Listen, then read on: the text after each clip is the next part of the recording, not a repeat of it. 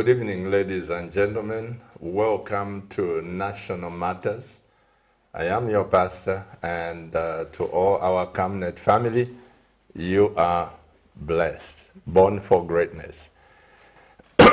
In the studio with me, I have Honorable MUTOTWE KAFWAYA, Member of Parliament for LUNTE. He is my guest tonight. Welcome, Honorable. Thank you very much, Pastor. I'm so grateful for your invitation. And also I say good evening to all our viewers this evening.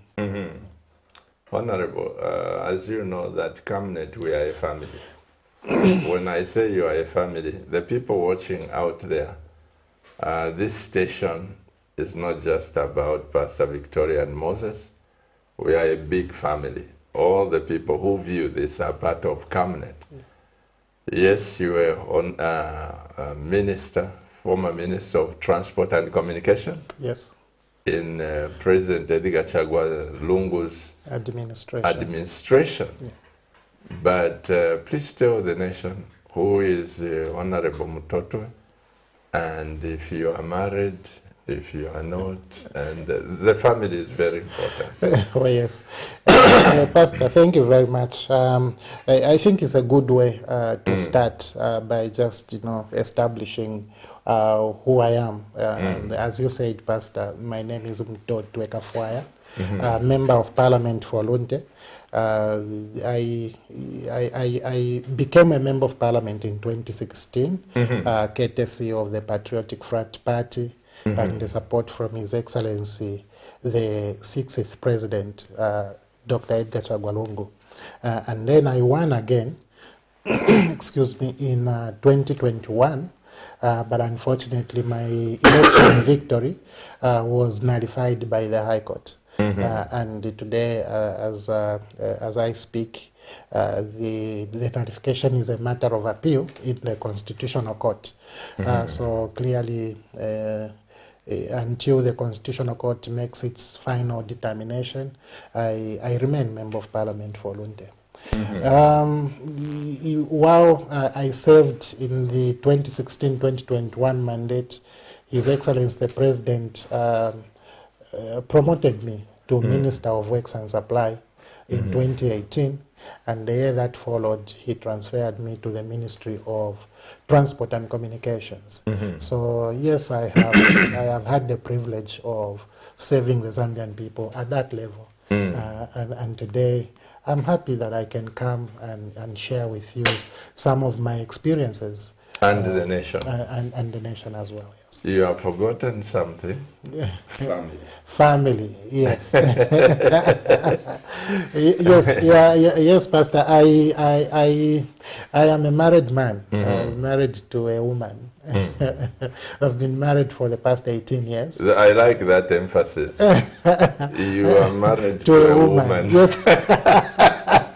That is very good. Yes. Her name, and how many children? My wife's name is Denise. Obviously, Denise KAFWAYA, because I am. And between us, we have 3 children. 2 boys and 1 girl in between. Yeah, so my son Mulanga, my daughter Christine, and Luhuto. Those are my children. Yeah, I am happy for the most that I could ever be proud of. I'm proud that I'm married to that young lady, and that also I have those children. Amen.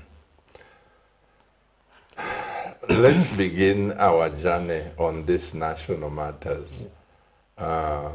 Which school did you go to, and when did you complete school? And yes. After that, please tell me why you developed interest in politics instead of being a doctor or or whatever else. Yes. Thank you, Pastor. Pastor, I began school at Tapa Primary School, which is in the constituency where I'm privileged to be elected twice. And at grade 4, my older brother, who was a policeman, took me to Livingstone.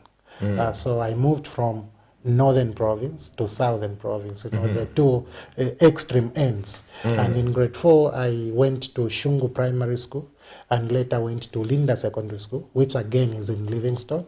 That's why I completed grade 12. And tertiary, I began in KAFWAYA at ZipZip. Later came to ZICAS, where I did SEMA. And of course, I've had additions in there. I did a master's degree in the UK University of Cambria. So basically, that's my educational background. I'm an accountant by training, but I'm a servant by profession. Because when I qualified, my journey has been in service. Because professionally, I began at SEDZAM, which was working with the poor people, giving loans, and so on. And then left SEDZAM, came to Central Board of Health. Again, there we served. I was the Lusaka Provincial Internal Auditor. After that, I served in the Ministry of Health. Of course, Central Board was dissolved at some point. So I served in the Ministry of Health, and later went back to go and work in the private sector. I worked for Finca, which again was doing work similar to what we were doing at SEDZAM, and Madison Finance. And I retired from Inyasi Construction as chief accountant, and full-time joined politics.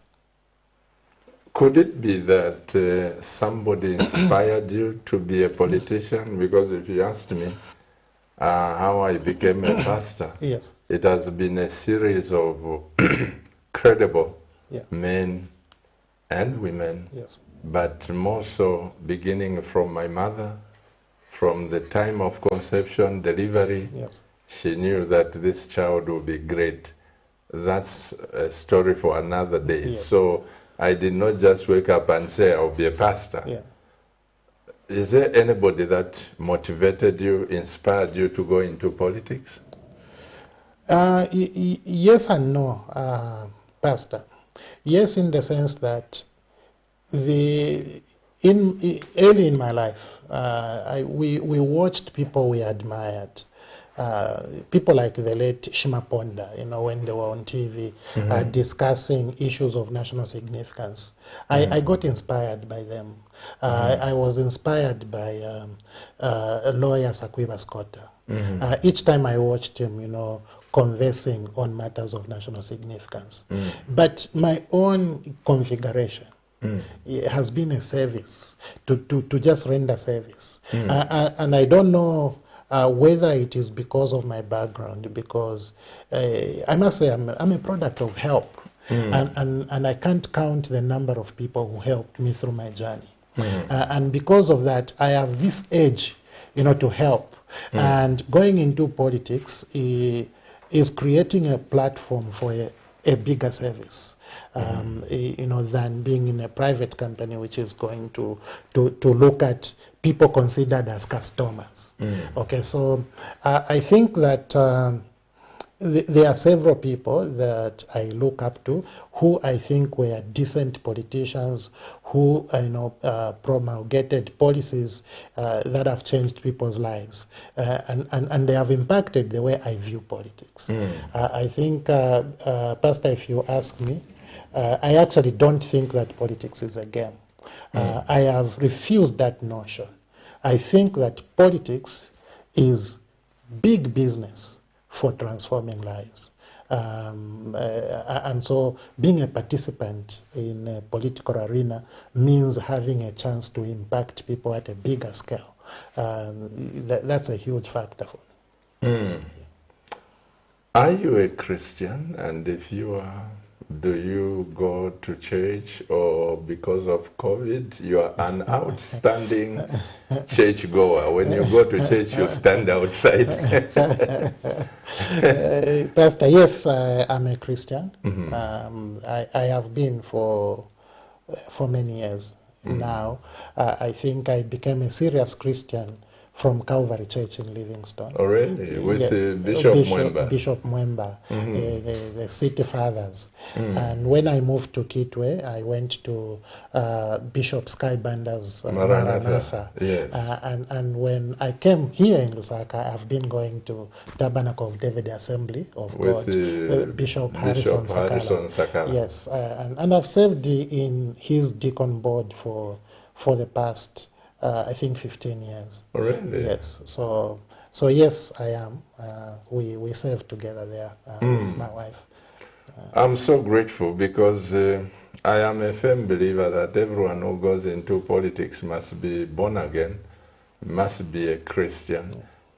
Before I come back just on this one, yes. I saw a photo or a drawing or a painting, but a photo of a mother telling the child, stop telling lies, or else you grow up as a politician. I have seen that. You have seen that? Yes, I have. What is your comment to it? It's like political wealth. Yes, yes. You have to be a master of telling lies. Yes. And justifying certain things, and I've noticed that.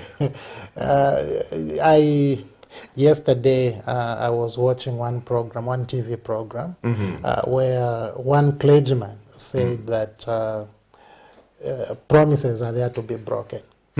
I felt very bad. Very bad because I thought that was wrong, but I also thought that such a pronouncement cannot come from the clergy. When you hear that, Honorable, yes, then you know that my colleague just lost the way, because the Bible is very clear. When God gives you a promise, He will fulfill it. Yes. Promises are not there to be broken. Absolutely, and I was just beginning to respond.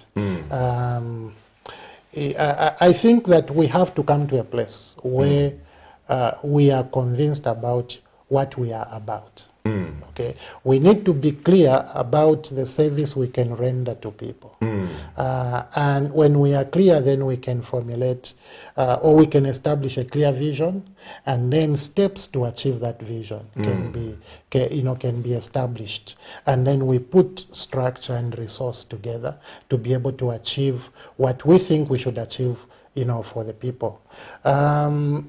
Politics should be driven by ideology. It should be driven by an understanding that you want to offer service, and that service cannot be offered anyhow. It has to be offered in a structured way. This is why you hear people giving these promises. But maybe it's the actual capacity to deliver which becomes short. And some promises are probably given, without full understanding. But yes, President Lungu in 2016, when he won an election, he was invited at the United Church of Zambia. That church which is just next to State House. St. Andrews. St. Andrews. And I was one of the people who accompanied him. It was in that church where he said he was thinking about introducing the religious affairs, ministry. But one thing which he said there which struck me was that he demanded from the church to give him sons and daughters of the church so that they become active players in politics. Because then we are going to export morality into the arena. Pastor politics are not as dirty as they are painted. It is the players who are dirty. But you can wash the dirt if you put people who are morally upright. Now, you cannot wash it with dirty people. This is why I was struck by what President Lungu said in that church. Give me your sons and daughters to come and be active players in politics so that we can sanitize the political arena and put in people who have awakened conscience, who cannot give promises for the sake of giving those promises, who cannot say things anyhow, just for the sake of wooing support, from the would-be voters.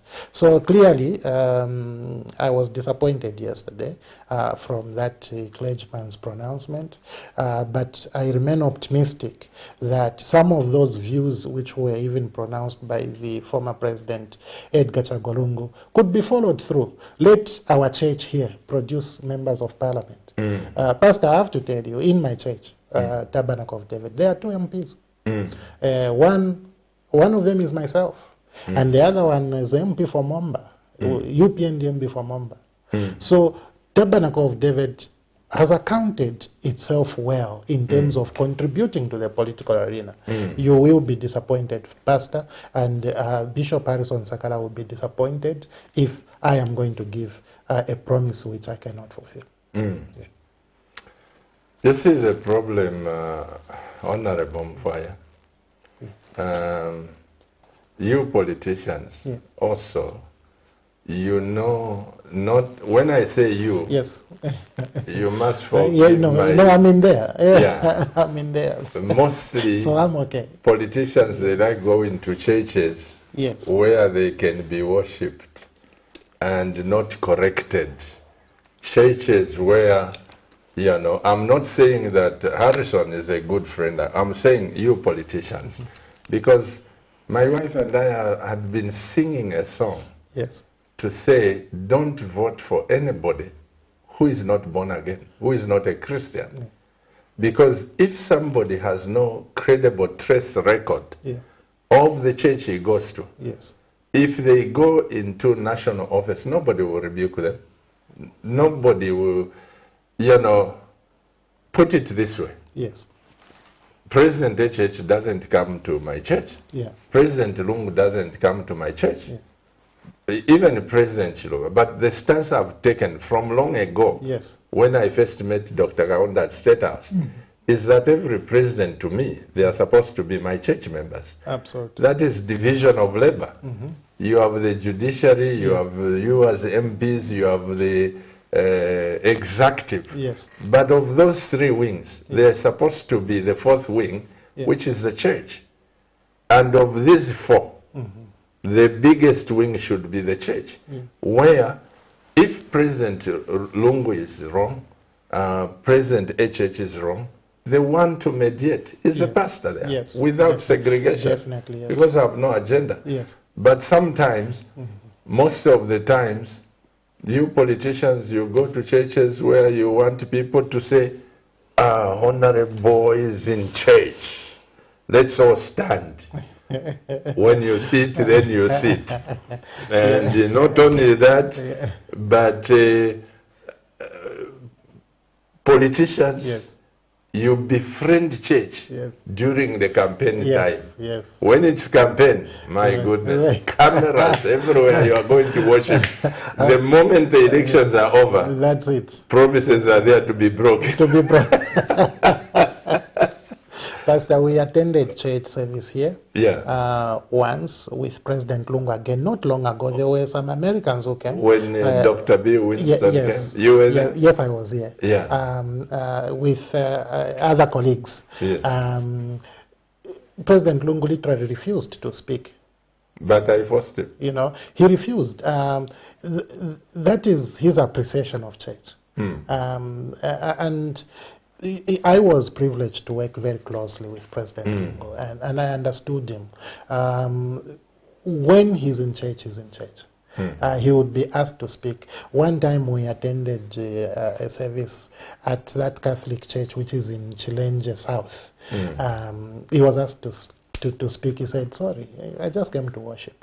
So there has to be that understanding that this is a domain which belongs to a different set of members of society. And you may not even know their rules. You may not be competent in understanding their rules. Yeah, but when it comes to that, Honorable, yes, you see the Bible is very clear. The Bible has covered every subject to detail. Yes. The Bible says give honor to whom it's due. Yes. You cannot have the president come for the first time unless he's a member of the church. He can walk into church, let him sit, you preach. But he's coming to visit. We welcome the visitors coming for the first time. Yes. Why not the head of state? Even when he came in that pastoral lounge, he told me he didn't want to speak. Yes. I said if I argue with him, he will insist. But I knew what to do when I get to the pulpit. So it's a simplicity of the man. It's the understanding that he has about church, a clear understanding that this is not my domain. This, when President Lungu and his followers like myself are entering a church, we want to be impacted by the man of God. We don't want to impact the people. And I learned that from him. But for me, the church that I go to, politicians are not encouraged to speak. Fred Churchill, my friend, and I have never spoken on the pulpit, but we have been members. Oh, of course, Fred Churchill came 1 year after I joined them because I left him in Livingstone. And by the way, this is a friend of mine who, even in Livingstone, we went to the same church. So in Calvary Church, we were not politicians. We came to Tabernacle of David, we were not politicians. We became politicians while in that church. Now, we are not going to speak simply because we have become politicians. That's not our domain. Like I said, Honorable, you are sons and daughters. Yes. When you are sons in the church, unless otherwise. But I'm talking about the president. Yes. Being the head of state. When he visits a church, you see, I have this theory. Yes. Even if you don't like the man, respect the office, Absolutely. the presidency. Absolutely. This is what I'm talking about. Absolutely. So you honor the institution, yes. There was a time, if you remember, President Chiluba went quiet for some time. He saw rest in peace. People criticized him. Others said a lot of things. I think for about 2 months, nobody heard from President Chiluba. Yes. And one night, around 23 hours, 23 hours, I just received a phone call from President Chiluba. He says, oh, I said, no, President, you can't. He says, no, I'm coming. I said, no, you can't. You are head of state. You should have told me earlier. Yes. He says, but I'm just coming as an ordinary person and I don't want to speak. Yes. But story short, the moment he told me that, he just asked for what time we started. And I told him, picked up the phone calls, if he phoned some few leaders. I said, President Chiluba will be in church tomorrow. And he came not in his presidential Benz or whatever, he just came in a BMW, one in front, one behind. And people did not know that the president was in church because he was earlier. Those latecomers, when I stood up, again he refused to speak. When I stood up, I said, it's my honor to just honor this man. I'll call upon the president to come and greet the church. And people who didn't know, they started looking behind. Is he entering the church? And the man walks in there. But what I'm saying, Honorable, is that my wife and I believe in honoring the office. The Bible says, let each person abide in his calling. So just on the presidency, I'm a firm believer that you are a son. Your fellow MP is a son. You are sons of the house. So there is no way every day or every Sunday the pastor would say, Honorable, come and say something. Come and, you are sons and daughters of that house. Absolutely. Absolutely. I clearly hear you, Pastor, and I agree 100%. I think I also respect the presidency very much.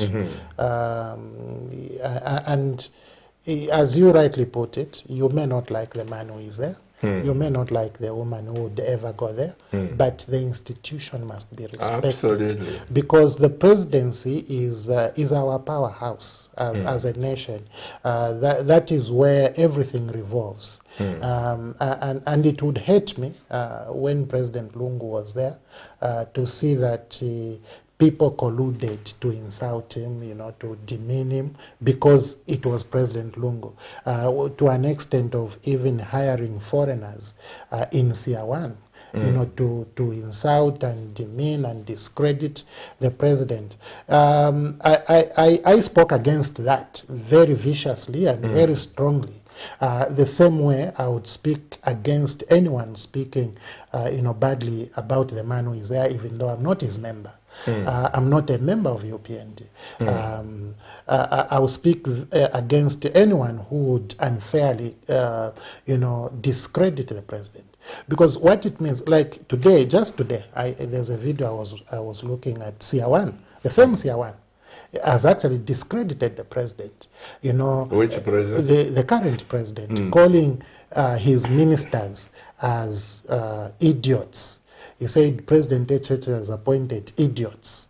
You know, he has appointed criminals. Now, what that does is it lowers credibility of the president. He is now, you know, questioning the judgment of the president. Okay, do you take time to listen to that guy? Well, unfortunately, I listened to him, and unfortunately, I did listen to him in the past. Sadly, but what is negatively interesting is that he's casting a very bad image on the president, because when you say you are supposed to reward this Laurent Musukwa, you are supposed to reward this person in Luapula, what you are telling the president is that the people you have rewarded should not have been rewarded, in the sense, because you think that other people are more deserving than those that the president judged to be deserving. It's not correct. You know, Honorable, sorry to say this. You see, that guy has the largest following only in Zambia. Unfortunately. Only in Zambia, because you give him attention. People like you. There was a time that he insulted me, insulted Mwach Tambala. They sent me the clip and everything. I looked at that. You see, because my mind was born for greatness, I don't take time to respond to such minds. You know, I just kept quiet. So if Zambians can realize there is no way somebody can insult President Lungu. And I even said, this guy is insulting President Lungu. Whoever will come there won't be respected. We think we are just, hey, President Lungu, when he comes, now that you are telling me that he was speaking rubbish about our president. It's very sad. And that's the man. I just don't understand the diplomatic protocol. If I was the president, I would have sent a jet to bring him there to come and answer things. But it is an embarrassing situation when people start demeaning your president. Can you imagine, you know? Pastor Siawan telling the whole world that the president listens to me? You know, which president? The President Hakainde listens to. I know, President, you listen to me. Now, I looked at the video and I said, this shouldn't happen in our country. But my views, not only on Siawan, but on all those people who demeaned President Lungu, were very fierce. But my views will remain fierce for those who demean the current president, because that is our powerhouse. You know, that is where we all look to. That is, you know, that is the center of governance for our country. So we need to dignify that office. Not to say we should not criticize the policies which are coming off the presidents, if in our judgment, they do not benefit the people of Zambia. And for me, that is where I laugh at my colleagues, the ministers. I think when a president makes a promise, as a minister, it's your duty to make sure that that promise which the president has made in my portfolio must be fulfilled. That's what I used to do. When the president makes a pronouncement where I'm sitting, I'm going to pursue that promise and make sure that it is fulfilled. That's how you are going to be liked. You know, I laughed at my friends in parliament. I was saying, look, the president promised cheaper meal, 50 kwacha, for example, for a 25 kg of meal. But the Minister of Agriculture doesn't appear to be doing anything to bring the minimum to 50 kwacha. The president was categorical. Fuel is going to be 12 kwacha per liter. Very clear. The Minister of Energy does not appear to be doing anything to be driving towards a trajectory of bringing fuel to 12 kwacha. What are we saying? He takes it to 21 kwacha. Okay. He may take it further. Now, if you are a minister and you imagine what the president promised, and you are doing contrary, are you offering support to the president? Of course, no. Of course, no. So it is my call on my colleague ministers who are serving now. But that one, Honorable, sorry to interject, I've heard the president saying that because the previous regime did not pay attention to certain economic indicators. That's why they've removed subsidies, so prices are bound to shoot up. I've heard the president say that. I've heard this government say that, first of all, they want to fix certain things by removing the subsidy. So if that is the vision, how do you blame the minister? Which subsidy has been removed? No, I'm saying, how do you... okay, let's talk about the ZESCO I was just starting to answer the question. Yes, I'm sorry if I sounded like I'm asking a question. I just began to answer. Which tariff, which subsidy has been removed? Because there was no subsidy on fuel. There has been no subsidy on fuel. What the former Minister of Finance, what's his name, Dr. Ngandu, what he did was to suspend some taxes so that the landed cost for the fuel can be cheaper. Okay, and those tax suspensions were going to end on the 31st of December. That's what he did. Which December? This past December. Past December, yes. But what the current minister has done is he has extended those suspensions, meaning that the exact situation which existed prior to UPND coming into power is what is existing now. So to say that there are subsidies that have been removed is misleading people. What the Minister of Energy should be saying to us is that the situation has remained the same as it was in the PF, and I am following through this promise which the President made. If he has failed to achieve the 12 kwacha, it's simple. You come back to the people, or in fact, you have to discuss with the President, so the President can guide you on what information you can bring back to the people, instead of, instead of the Zambians seeing a trajectory of that amount coming down. From 17 kwacha, it should be going downwards. The trend should be downwards. Don't follow, Pastor, what the Vice President said, that you have to increase a bit and then you start coming down. No, that is not economics. I don't know whether those were politics. The truth is, when you have a trajectory, begin to take actions which are showing that this is a direction we are taking, and we are going towards realizing the promise which our president made, which stimulated support for our people. But sadly, Minister of Energy has failed. Sadly, the Minister of Agriculture has failed. The Minister of Agriculture has failed on just everything.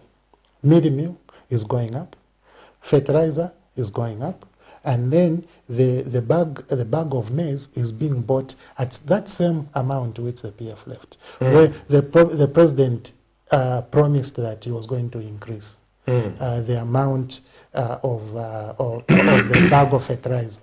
Sorry, the amount of the amount we are buying maize from farmers. It has remained the same.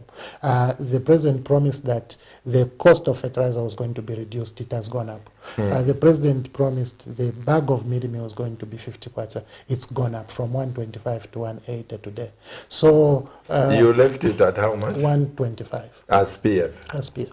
And now it's at what? At 180, 181.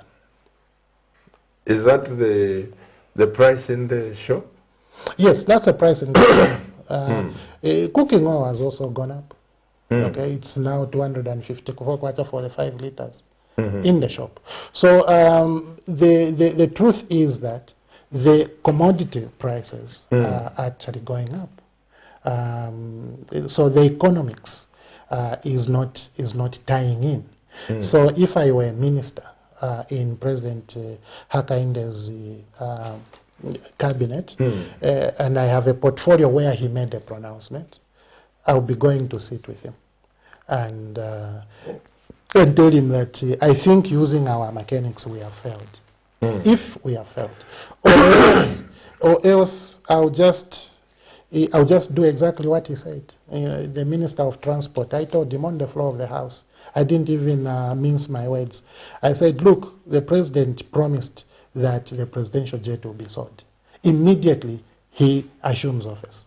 So for you, my brother Tayari, if you want the president to like you, since a jet is transport, make sure you liaise with the ZAF commander. Sell the presidential jet. Let them direct that money towards the meal allowances. Okay, meal allowances for university students. As he promised, then we are going to boost his credibility. And I think for all of us Zambians, our role should be boosting the president's credibility. Because if the president's credibility shoots, what we will see is those people who are out there who want to invest in our country, who are on the fence, they will start investing in our country. You don't want people who are going to help the president to fail to keep promises. You know, the situation is going to be gloomy. And when the situation is gloomy, obviously it is the grass that suffers. So for my fellow countrymen, let us rally behind the president and support him. More so for the ministers, permanent secretaries. These are the people who are holding the presidential promises. They are the ones who are holding the presidential promises.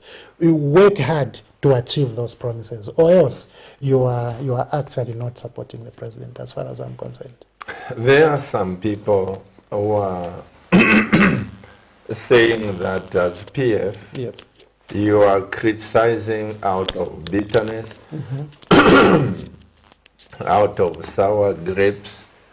Why didn't you implement what you are now advising the UPND? What would you say to that? The President Hakainde's promises to the nation are not the PF manifesto.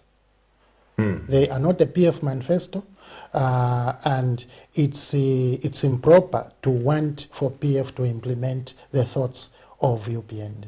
Those are thoughts of UPND we are talking about. And let's be clear, PF is out of power. We are no longer in power. What we are doing now is our role, which is to look at what government is doing, compare it with the promise, compare it with the welfare of the Zambian people, and be able to say, oh, government, even though you are taking this route, it's not helping the people. If the route does help people, we should be able to say, these decisions you are taking are actually helping people. But can you say increasing fuel is helping people? I was on radio the other day, Pastor, on one radio station in Lusaka, and one gentleman calls me from Ngombe, and says, mwandini bati kuvutika kwa vitavutika, kasara dikenze ka 1 kwacha manje ni 2 kwacha. Kuenda kutauni, I am paying 10 kwacha going into town and 16 kwacha coming back into Ngombe. Those are not my words. Those are words of a caller who called when I was on that radio program.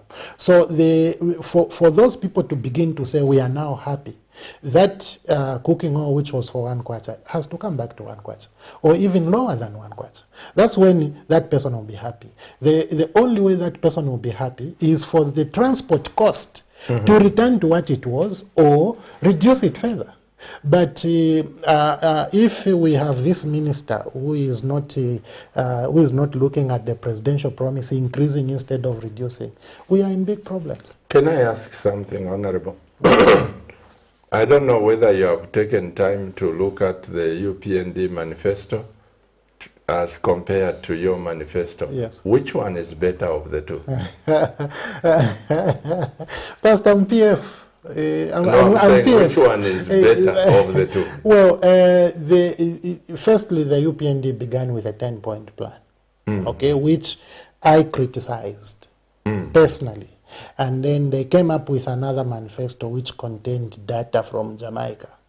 I didn't pay too much attention to it because if you are looking at a nation, you are looking at your country which has so many challenges, consider the data which exists in your country. But UPND went and, uplifted data from Jamaica and all of that. So I didn't pay too much attention to that. But for the PF manifesto, particularly in the sector where I was privileged to serve, in the transport sector, what we had promised the Zambian people was that we were going to gradually eliminate road tax.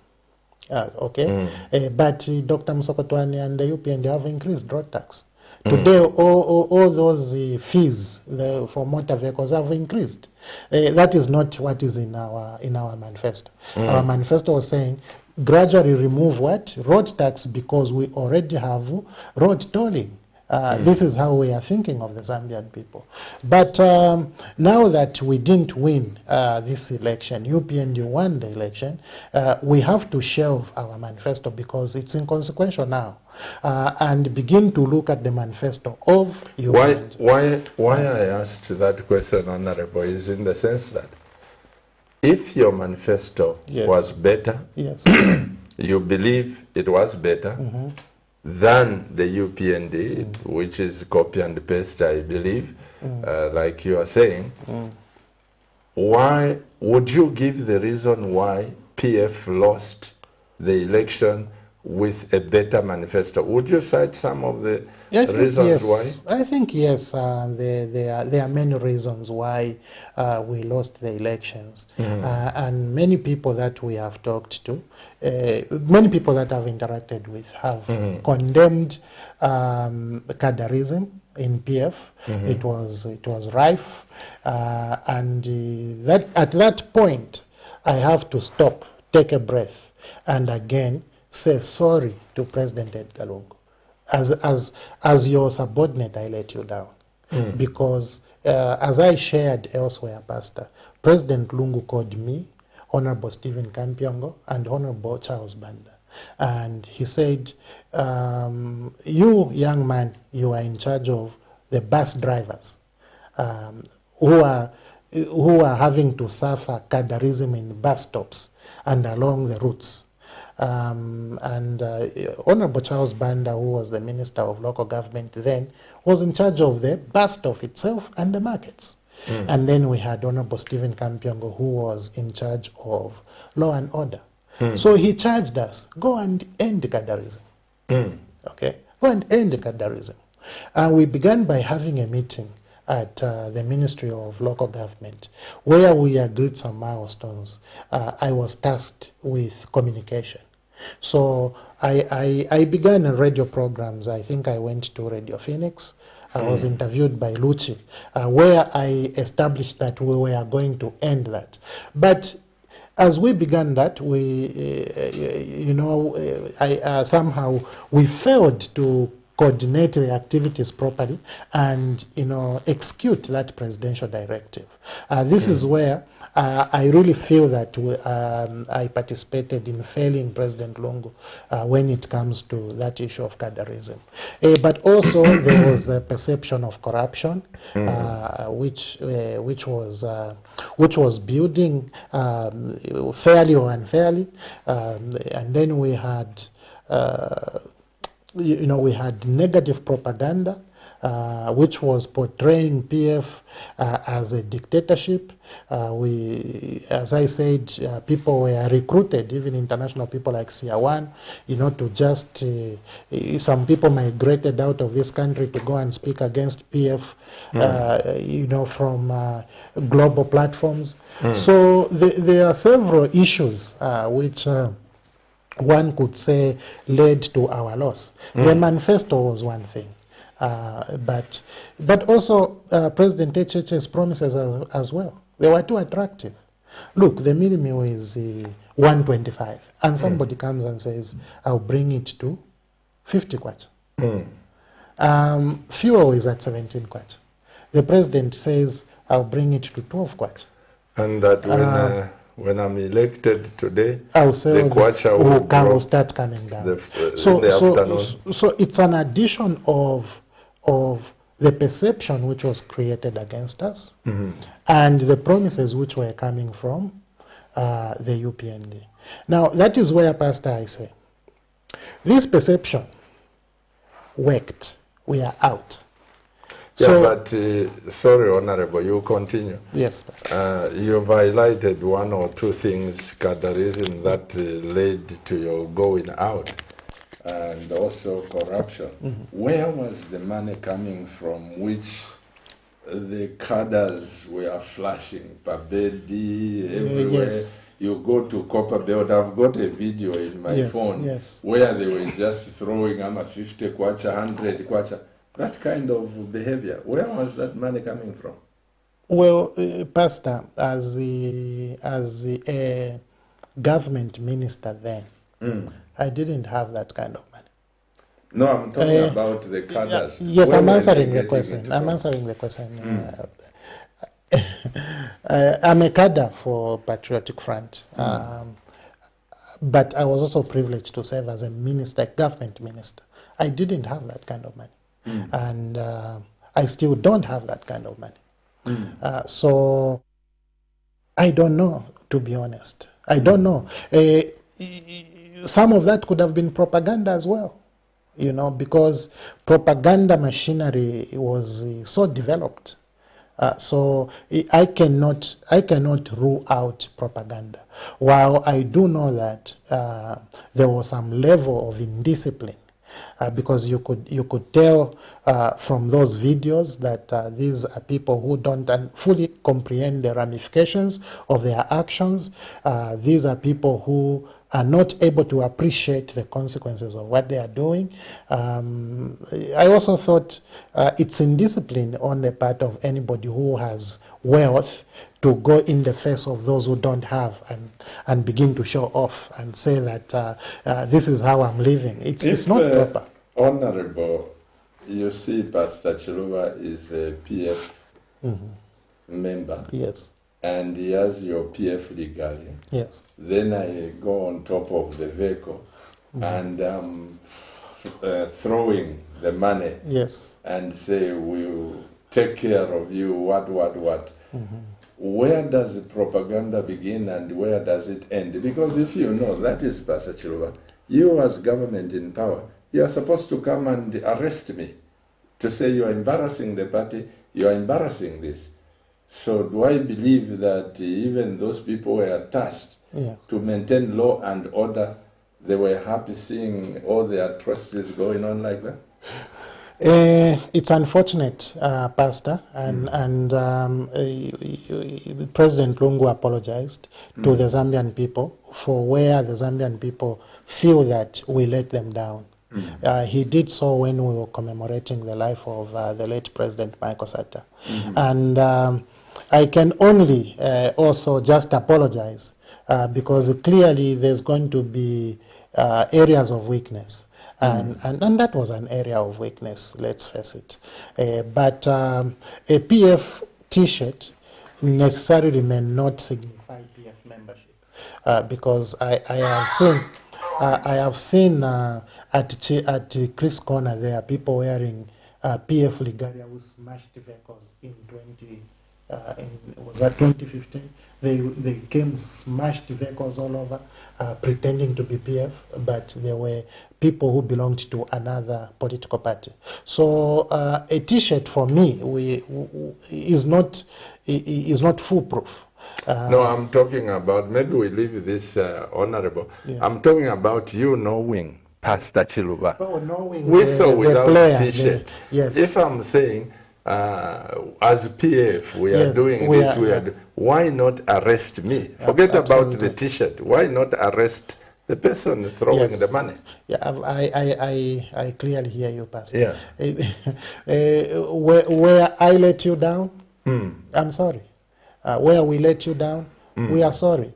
The president said so. Several other players have said that. And in the human condition is always developing. So I would say that we have learned from some of those mistakes which we committed, and we are also learning from the mistakes that the UPND are committing.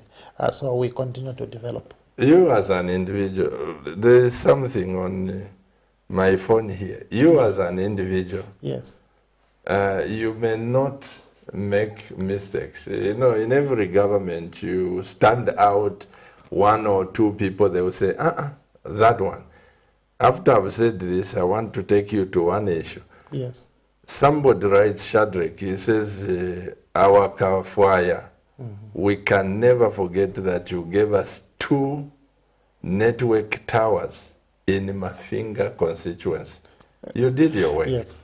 The people of Mwenewiya and Mulekatembo are now proud because of your good works. You know, because of what you did, people are appreciative. Even if you go and stand again, they will remember your good works. It will be landslide. These are some of the things I'm saying. So, but overall, as a party, courtesy of His Excellency, the 60th President, we procured 24 towers. Okay, 24 towers, 2 of which were given to Mafinga district. And I personally went to Mafinga to go and launch this contract, the entire 24 tower contract. I launched it in Mafinga on a hill in Wia. So interesting. I think that it was emotional for me because it's rare that a minister would go and launch a program in a rural area. And I went, we interacted with the people, they complained of lack of network, and I told them, President Lungu has given you a tower. Launched the whole 24 towers in Wia, and we went to Mulekatembo. I also promised them today. And we were, at that time, we were going towards the end of the mandate. Today, I am very proud that all the 24 towers, 2 of which are in Mafinga, and 2 of which are in Lunte, where I was elected, and several others, spread across the country, have been done, and people are benefiting from, that goodwill of the Patriotic Front government, which was led by His Excellency Dr. Edgar Chagwa. That said, Honorable, I want you to make me understand. I know it's not fair. Yeah. There is a member saying at Musukuvi Utushempanga. Where is this coming from? That, from my understanding, maybe the ruling party and some voters out there, they are grouping the PF regime as a party of criminals and thieves. What would you say to that? I'm very sorry, Pastor. Last week, Monday, I watched this program, and you hosted my friend Tawakawana. And I was very disappointed in the manner he was talking. If you ask me, I was very disappointed because Tawakawana, I know him personally. I didn't realize that he is one person who can talk in the manner he did. No, But he alluded to it. Now, let me safeguard the interest of the station. yes. When he brought out that, it Yes. was in his individual capacity. Absolutely. I'm talking about the people. You Yes, know, this yes, is coming from, not just from Tabo, but you hear from many quarters. I don't know if you have heard. Yes. People saying these were thieves. What Yes. would you say to that? That's exactly what I was saying. In a sense, I'm like you, speak a bit slowly. So I was less than less than 10% of what I wanted to say. Please go ahead and express yourself.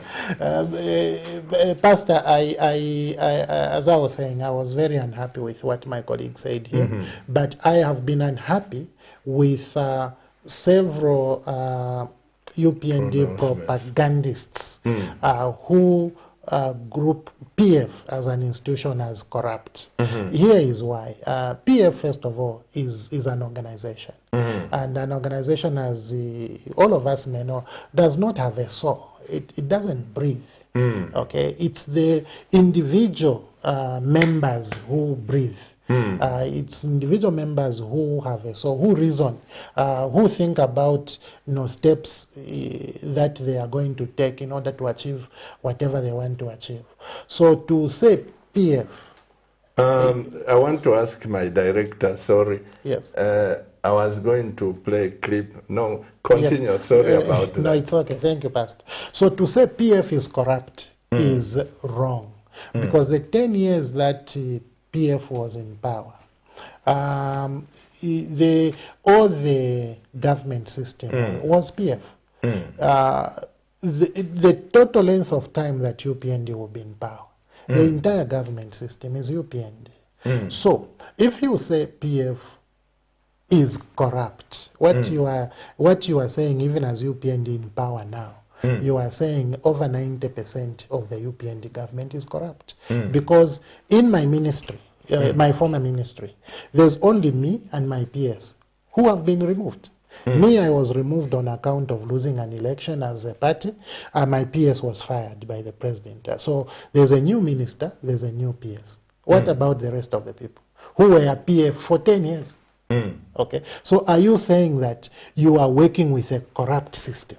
The entire judiciary, President Hakainde has not appointed not even one new judge. All of the judges, including the Chief Justice, are old judges. Are you saying they are corrupt because they were... Justice, yes, he has not been appointed by the new president. He has just been promoted by the new president. So the Chief Justice has worked with PF for 10 years. Okay. But he was appointed as the Chief Justice by the current Yes, promoted. Promoted. Yes, promoted, literally, because he was a judge.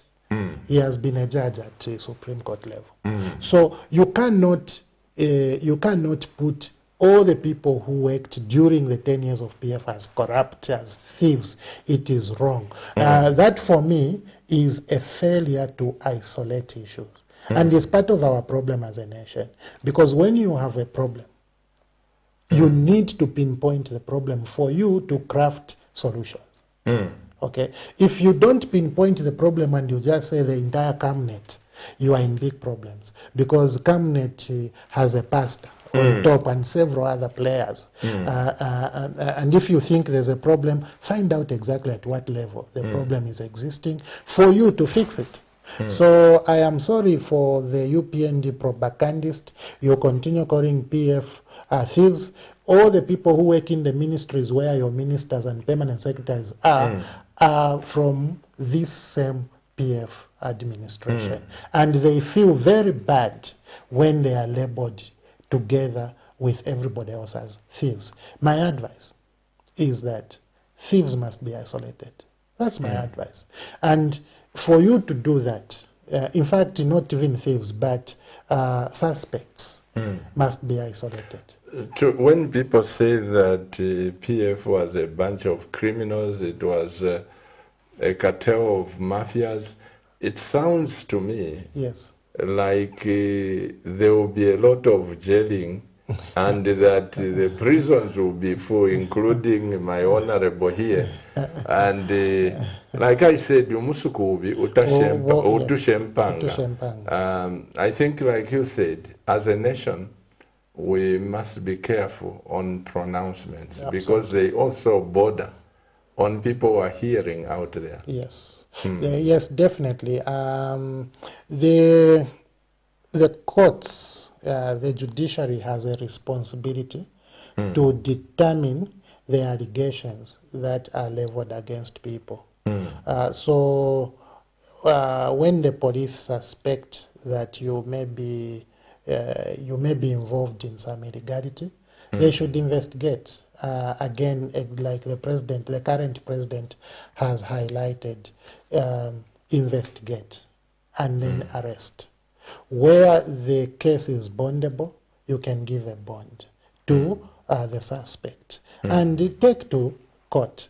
The Chief Justice has established a fast-track court for economic crimes. And I would imagine people who are suspected of having involved themselves in economic crimes would be channeled through that court, which is a plus for the nation.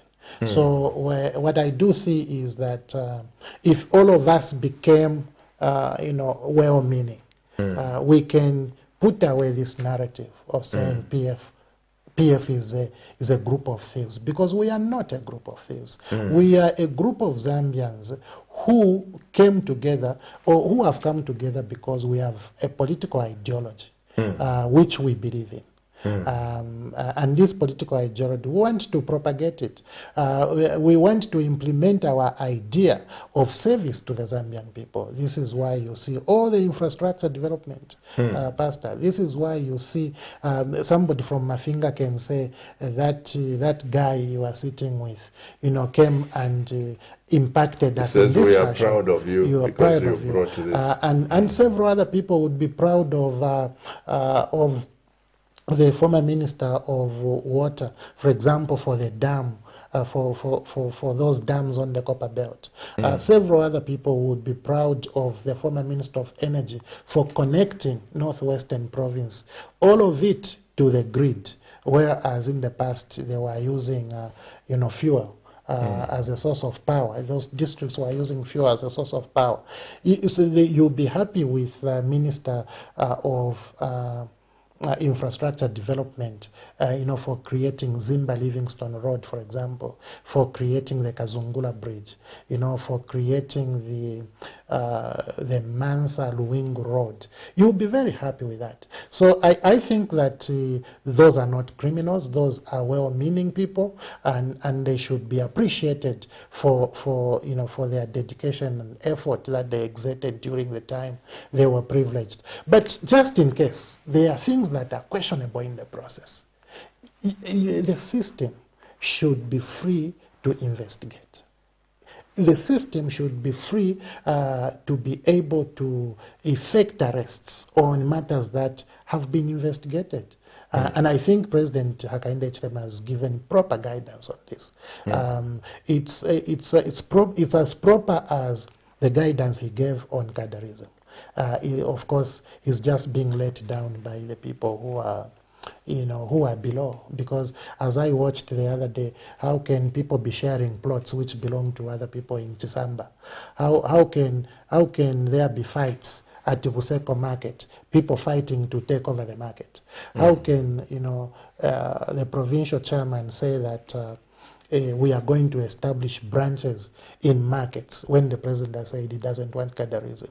How can a cabinet minister go to the floor of parliament and go and endorse the pronouncement of the provincial chairman and say that the chairman has promised these cadres are going to maintain law and order, and you are the minister responsible for law and order? You don't do that.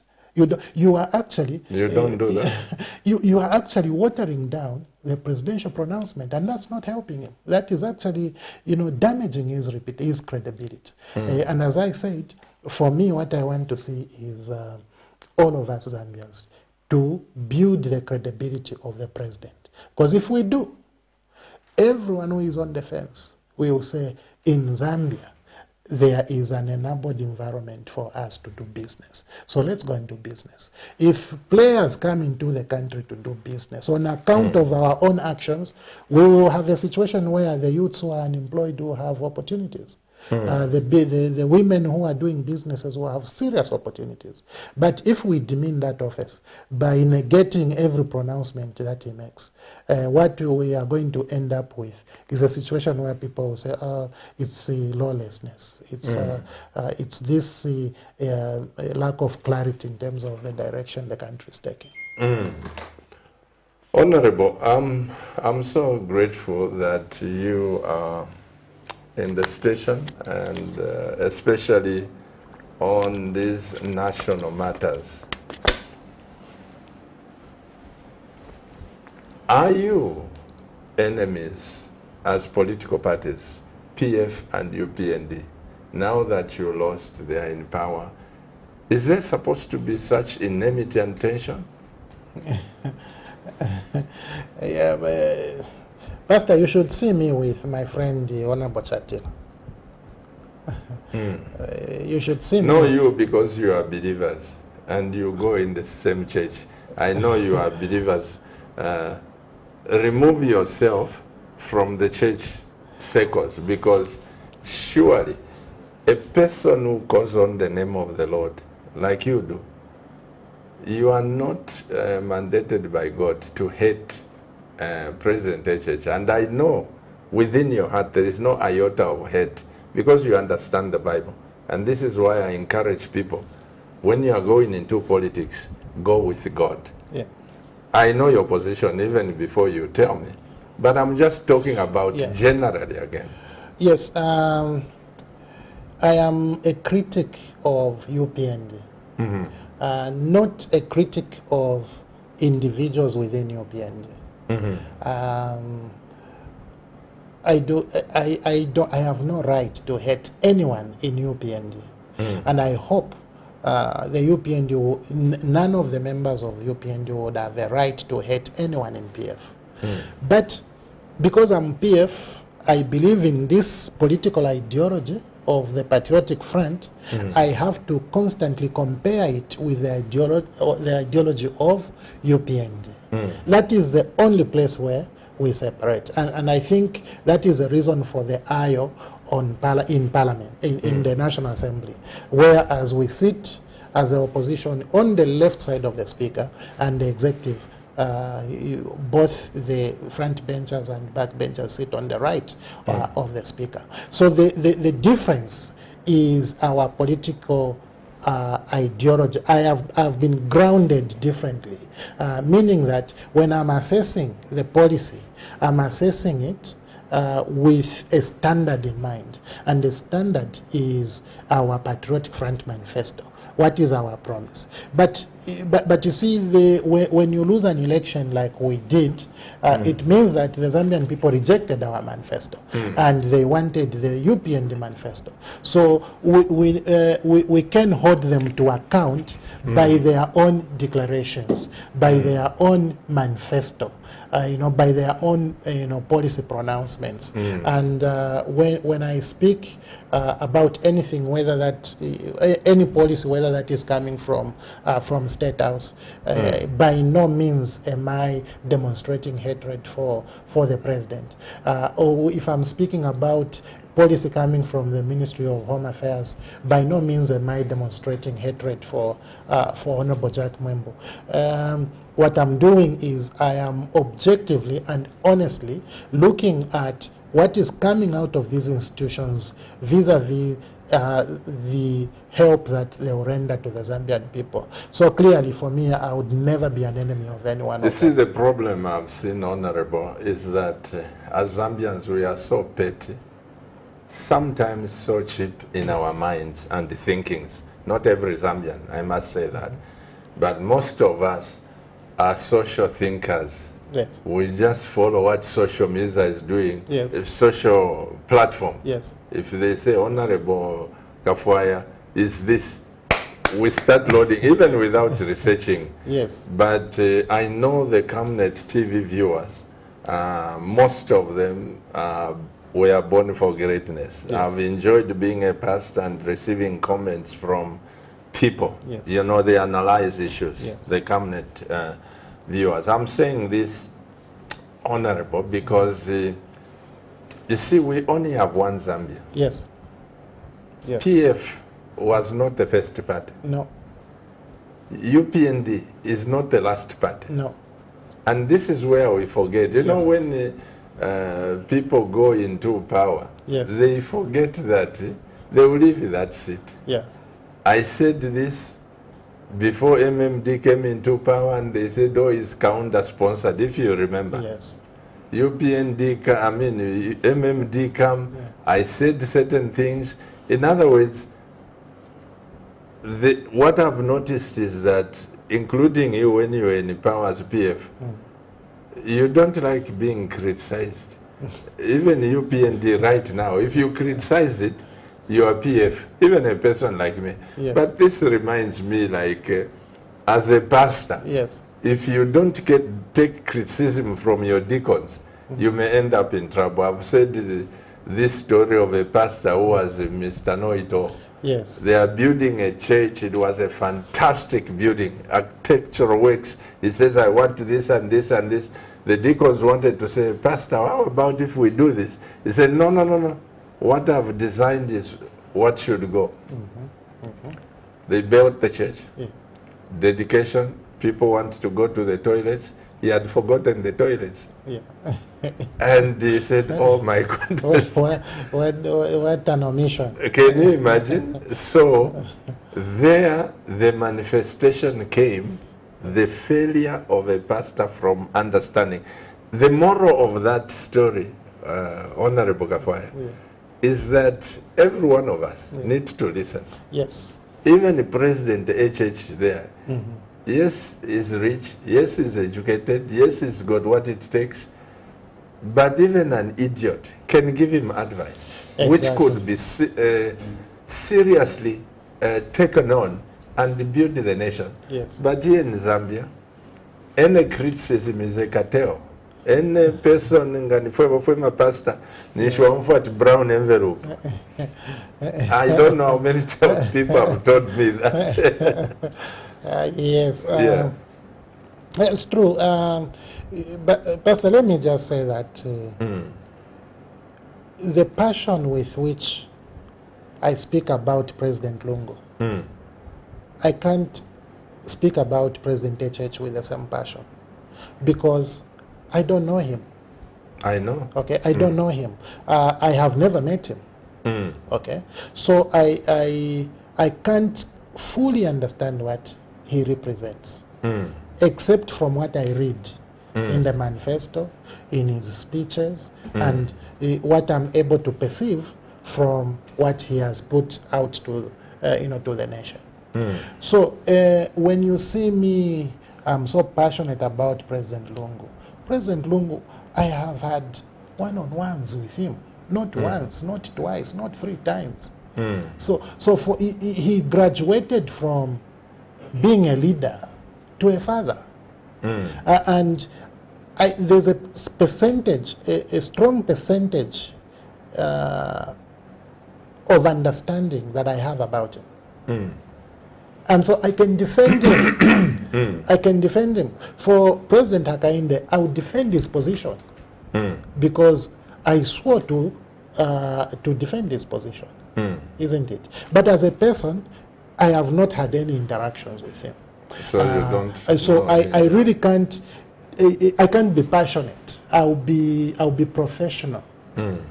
I'll be professional. I'll be talking about things objectively, looking at what is prevailing from the information that I'm privileged to perceive, isn't it? No, I can't doubt what you have said, Honorable, because it's like asking one cabinet journalist here. Yes.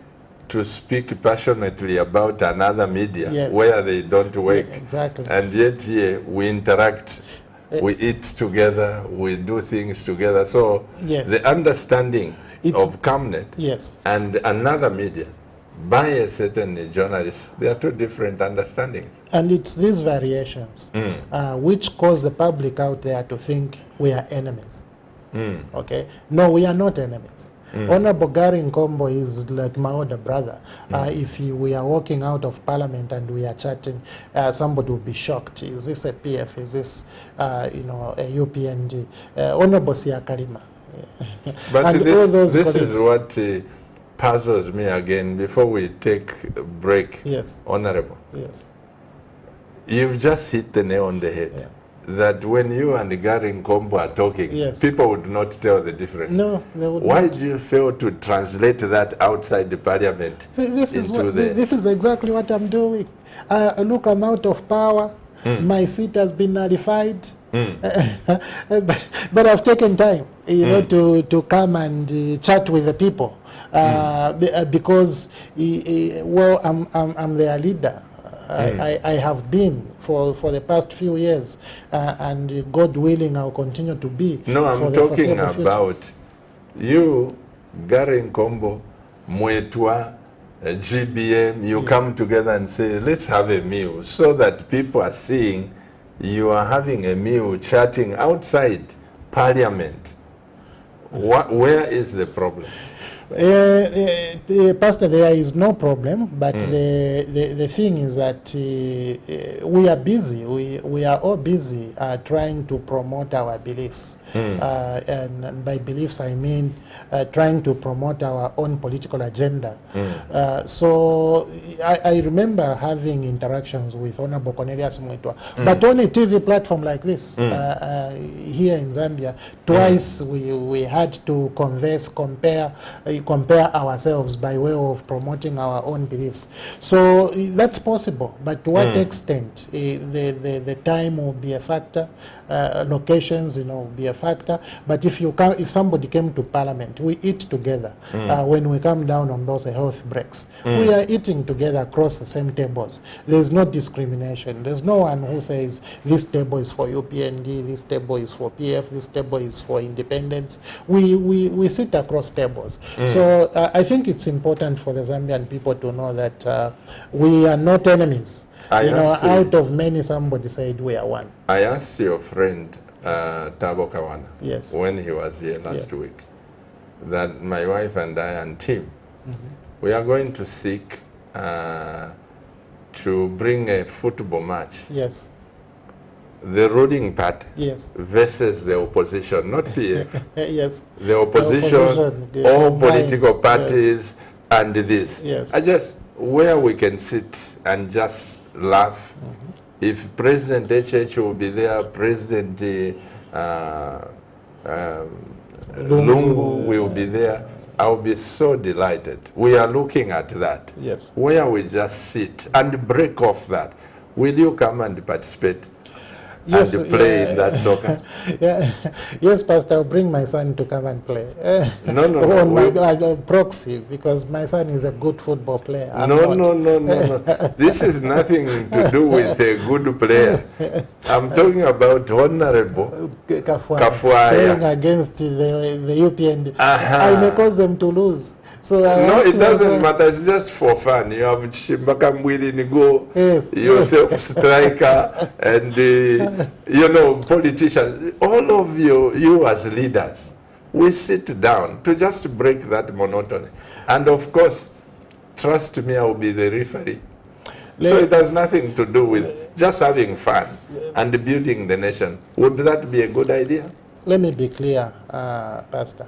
You are a stakeholder in this nation, and a significant stakeholder for that matter, and you should be free to bring about ideas that are going to promote unity, and if that idea is centered at doing so, it should be supported by all of us. I would find no problem whatsoever, because I do mix with UPND. We mix very closely. I don't see why I can't go on the pitch with them, except if I see that there's winning and losing. Remember Bill 10? Remember Bhutan?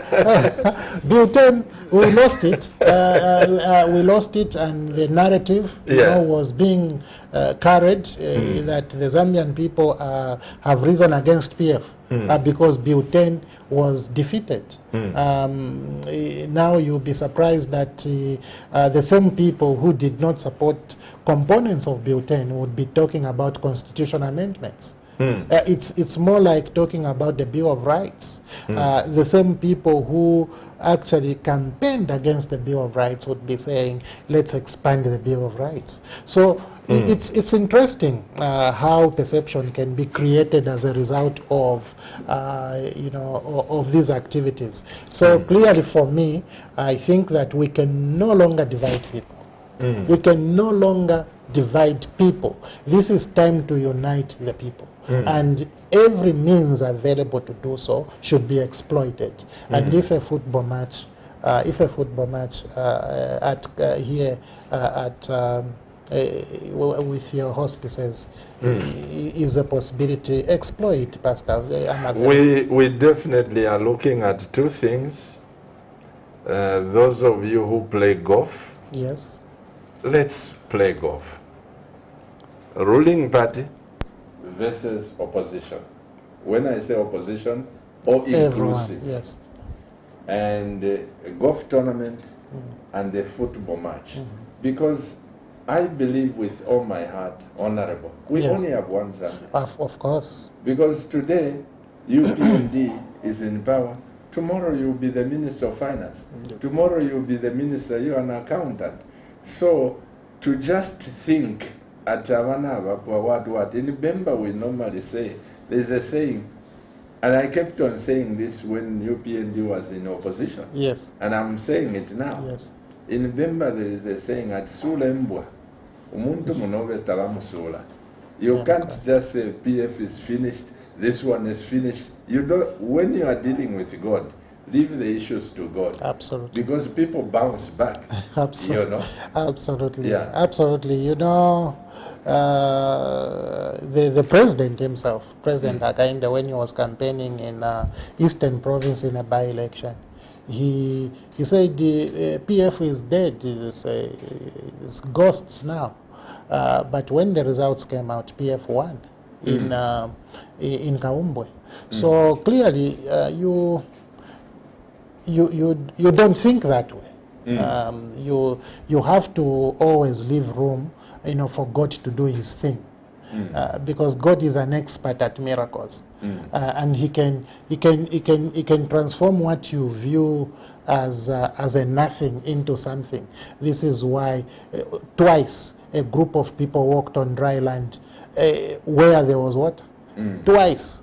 You think it has ended with the Red Sea?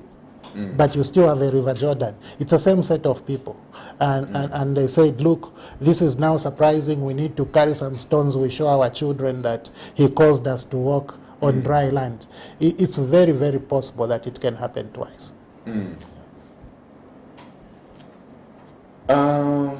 I want us to go on break because, I may not ask you all the questions, and the people there may have questions, contributions, which I value so much. And dear Camnet TV viewers, as always, I do not allow anybody to demean my guest, to bring words that are quite insulting. This is not just another channel. Be progressive. Let's debate the issues intelligently. I want to say this before I open the lines through you. I don't know why Zambian people like watching Siawan, a person who is insulting and demeaning without you talking to me about him. Yeah. I forgot a long time ago. I have no You time, not even know if about it comes there. I have no time because my mind works. I was wired for greatness. There are certain things I can listen to, Yes. and there are certain things I can't. Anybody who come and insult you, I don't want to be part of that, because the Bible says, do not be a partaker of another man's sin. Yeah, absolutely. And anybody that will reduce President HH and what is the right word? To underplay his judgment of appointing this one and that one. Yeah. I don't get along. So I think what you do, switch off that guy, and you won't lose your salvation. You will still go to heaven. And I will say the same to the Zambian people. Advice taken. Yeah. Advice taken. Well, dear Cabinet TV viewers, our lines are now open. I have in the studio Mr. MUTOTWE KAFWAYA, who is a member of Parliament for LUNTE, nullified, but still there until pronounced otherwise. And may God bless you and the people of LUNTE. Thank you. And the Pastor. people of Zambia. Thank you, Pastor. Amen. Thank you very much. Our lines are open. If there is any text message, Mr. Director, let's do what we can by taking up text messages right away. MP, why, I think it's why are you lying here in Chainda Middle is 130, Pemba is 145. Francis Kalenga, we are buying Middle at 140 and not 180. Be factual and truthful. Jesse from Solwezi. Have you seen that? I can't argue with them because I've not gone to Chainda. I have not gone to Solwezi, but I've been to Pick and Pay at Woodlands. You've been to Pick and Pay? I've been to Pick and Pay at Woodlands. At Woodlands, so I have no comment. You are a wise person. I must commend you. I've never heard that kind of answer. To say I've never been where they buy that, and God bless you. Hello, good evening. Hello. Good evening, sir. Good evening. How are you? Permanently blessed. What's your name and where are you calling us from? Oh, my name is Kapundo. Your name is? My name is Kapundo. Frederick. It's a TV, I think. Yeah. Are you Frederick? Yes, Fred. Frederick who? Kapumbu. Kapumbu. Kapumbu. Okay, Frederick, just go ahead and contribute. Okay. I'm not there. Is this okay? Please go ahead and feel free. Okay. Just raise your voice. But you should switch off the TV.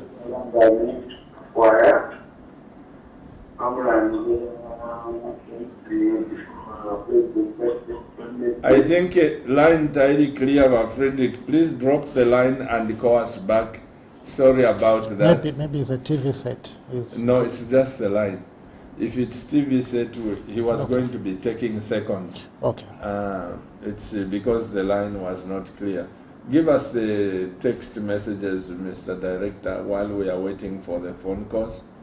Would appreciate you calling out there, and may God bless you.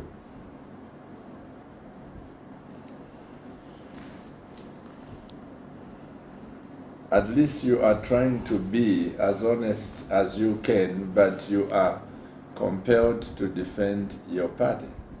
Yes. Huh? Yes. I feel pity for you. Why? This is where you said people want to have the same ideology, to think the same. There is no room for being different. No, I'm PF. Yeah. Be clear. Hello, good evening. Hello. Good evening, sir. Good evening, sir. How are you, Pastor Chino? Permanently blessed. What's your name and where are you calling us from? You are? Pastor Simfukwe. Pastor Simfukwe from where? Please go ahead and speak to the nation, man of God. Yes, sir. I've been following Yes, sir.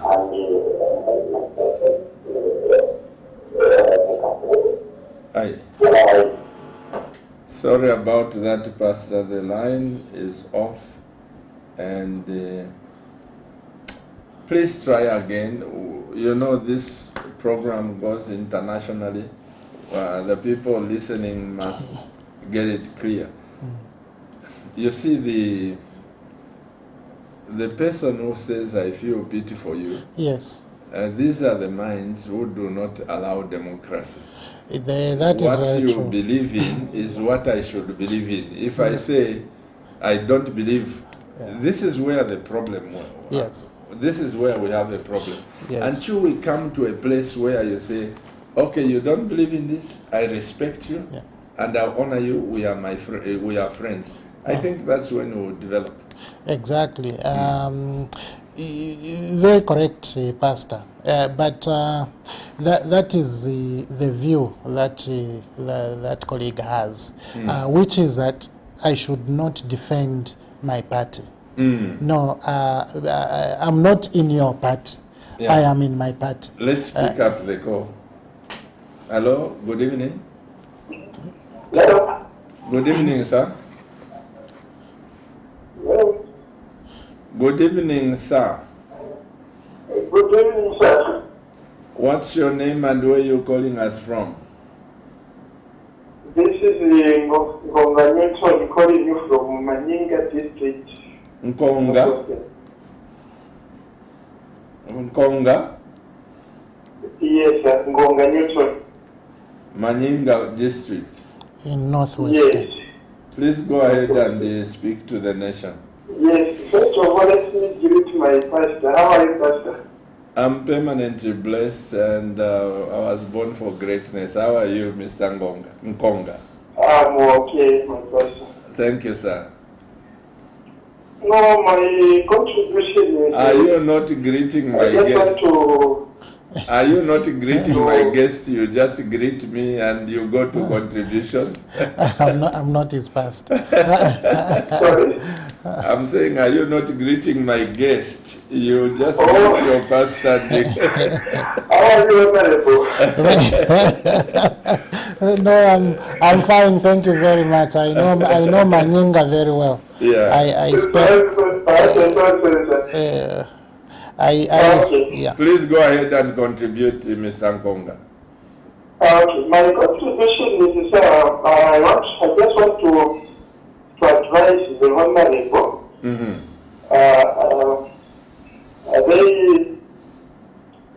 When I was talking of rebranding in the parties, so by doing so, sometimes they should be honest and tell the people where they went wrong the time they were in power.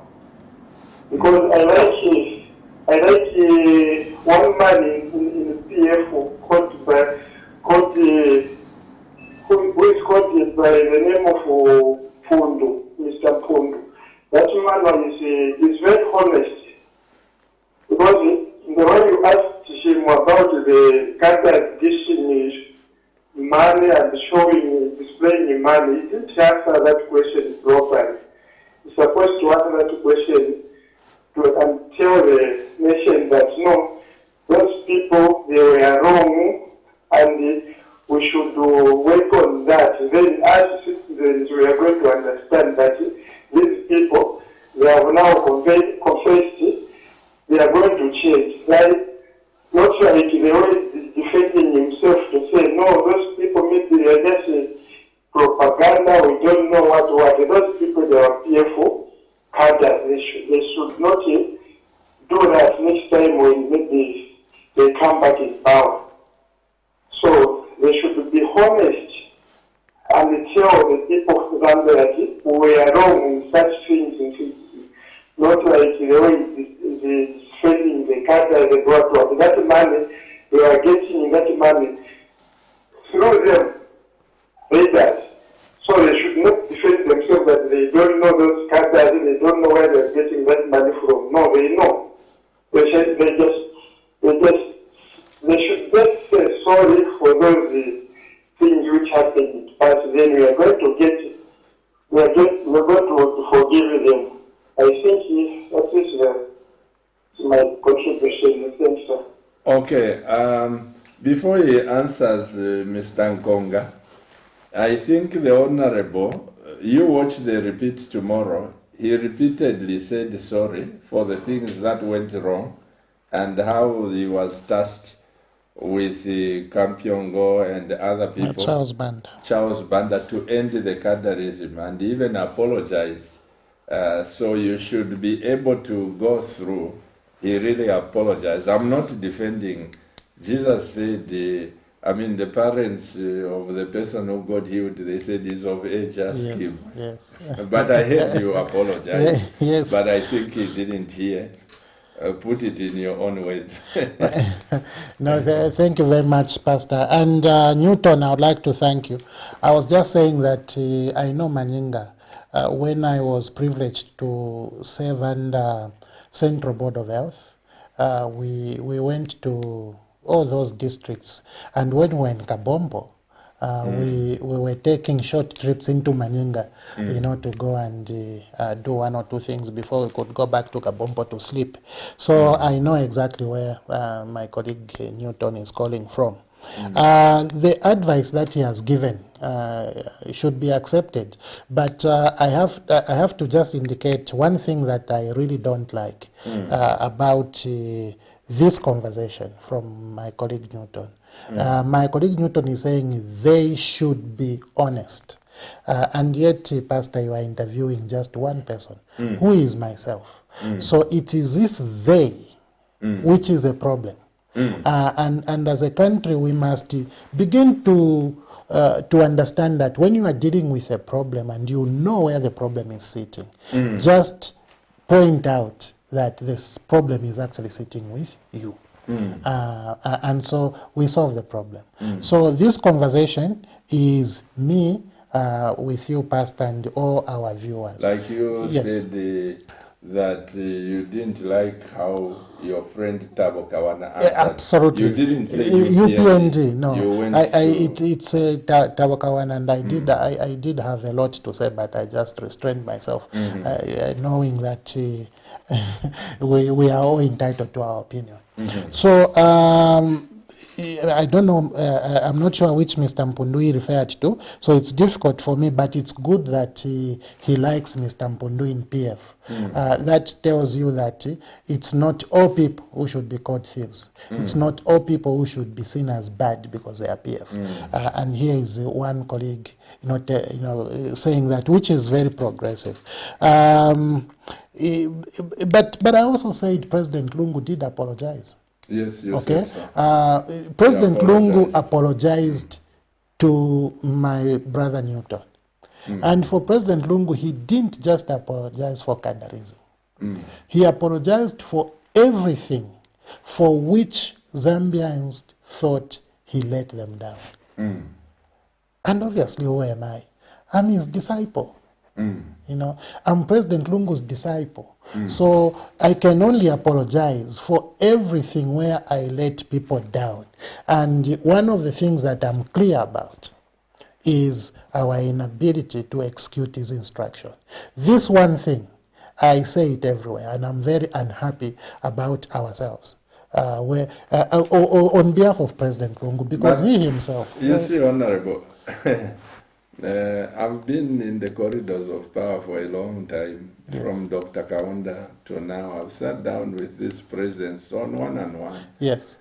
You see, I like my friend in Nigeria. We were in Kampala eating, and he's a very wealthy person and very educated. We're talking about how our parents used to beat us. Yes. And how our fathers, you hear the father, you feel like going under the bed. Yes. Being Nigerian, he was just looking at us. Then he says, brethren, you are scared of your fathers. Yes. Me? Yes. My mother was something that I even said to my father one day, is this my biological mother? Says she used to beat me. Yes. Until when he asked that question, to say, Dad, is this my biological mother? Yes. When the mother heard, Yeah. and he knew he was going to die, and she called him and said, my prince, she used to call him prince. Yes. My prince, Yeah. you were asking your father Yeah. and doubting whether I'm your biological mother. Eh? Yeah. She shivered, and then she said, sit here. Do you know why I beat you so hard? Because every successful child belongs to the father, and every idiot belongs to the mother. I don't want you to be an idiot. So What I'm saying is that, you know, when the government succeeds, when things are going right, yes, the president gets the credit. yes, You know, when things are wrong, we always leave the mother, the ministers yes, there, yes, that they fail to execute what the president has directed. It's a twofold situation. Ministers and those around the president can let him down. Absolutely. And for me, it hates me because I love President Lungu. I love President Lungu, you know, from the bottom of my heart. This is why, you know, failing to assist him in that fashion is hateful to me. It's very hateful. But I'm proud of several other things that we achieved together. Well, he's a wonderful man. Yeah. I personally love him. I sat down with him. Very wonderful. And I am so grateful to God that when he was president, he called me at State House. We chatted. I gave him advice, which he picked. And, you know, it is one thing to criticize a person you haven't sat down with, and you just hear this. Because the way I sit with my wife here, I can tell you there are people on social media who have said unprintables, and they've never met me. Oh, absolutely. They've never heard anything. Yes. You know, when I interviewed the President HH, when he was in the opposition, you saw that interview. Yes, I did. How I was insulted. And the people saying a lot of things. 4 days later, President HH called me, and we compared notes, and I told him, look at how your people are insulting me. Yes. The people are insulting there. We are talking. He respects me as his pastor. Yes. And I respect him as a president of the political party. Yes. So you can see people out there, sometimes we tend to say things we do not even know or understand, you know. So to hate President Lungu, it is not fair at all. To hate President Rupia Banda, it is not fair at all. To hate Dr. Kaunda, President Sata. You know, this job to be a president, it's like a coach. You succeed, Jose Mourinho. You fail, fire him. That's how a president is. That's true, Pastor. You know, my motto now is, let us restore everything patriotic. Everything patriotic. Let us restore everything patriotic. If we do so, we are forging a Zambia where everyone will be counted. Absolutely. Let's pick up some text messages, Honorable. Mr. Director, for me, I voted UPND because of the sweet promises the party made, but now, Nali Kosa, Jenny Mumbwa, whatever this means. What is your interpretation, but now? But I think this person is trying to say, but now, Naikosa. Oh, Naikosa, so not Narikosa. Yes. Pastor, it's good to hear Honorable KAFWAYA speaking, but to be honest, Honorable, you need to understand how much you had managed to almost break our homes by the tribal tag given to areas that did not give you much support. We really would love to hear you promote oneness and not tearing us apart. Ideologies should not be abused in the manner politicians do. Thank you. Okay. He has not even Put the name. put his name there. It's okay. It's a very valid contribution, Pastor. Pastor, you have established here that we only have this one country, and there's no one who should divide this country. There's no one who should be allowed to divide this country. For us politicians, when we are seeking public office, we must do so using tactics that are uniting, because you can't gain power by dividing people. You won't be able to unite them thereafter. And you can't use dirty tactics, thinking that once you are there, those tactics are going to go away, because you will have trained people to behave in the manner you don't want them to behave when you are sitting in there. So my response to this is that I can never adjust myself to tribalism. I can never adjust myself to regionalism. I would never adjust myself to nepotism. That would never be me. As a matter of fact, at a personal level, my wife is Tonga. At a very personal level.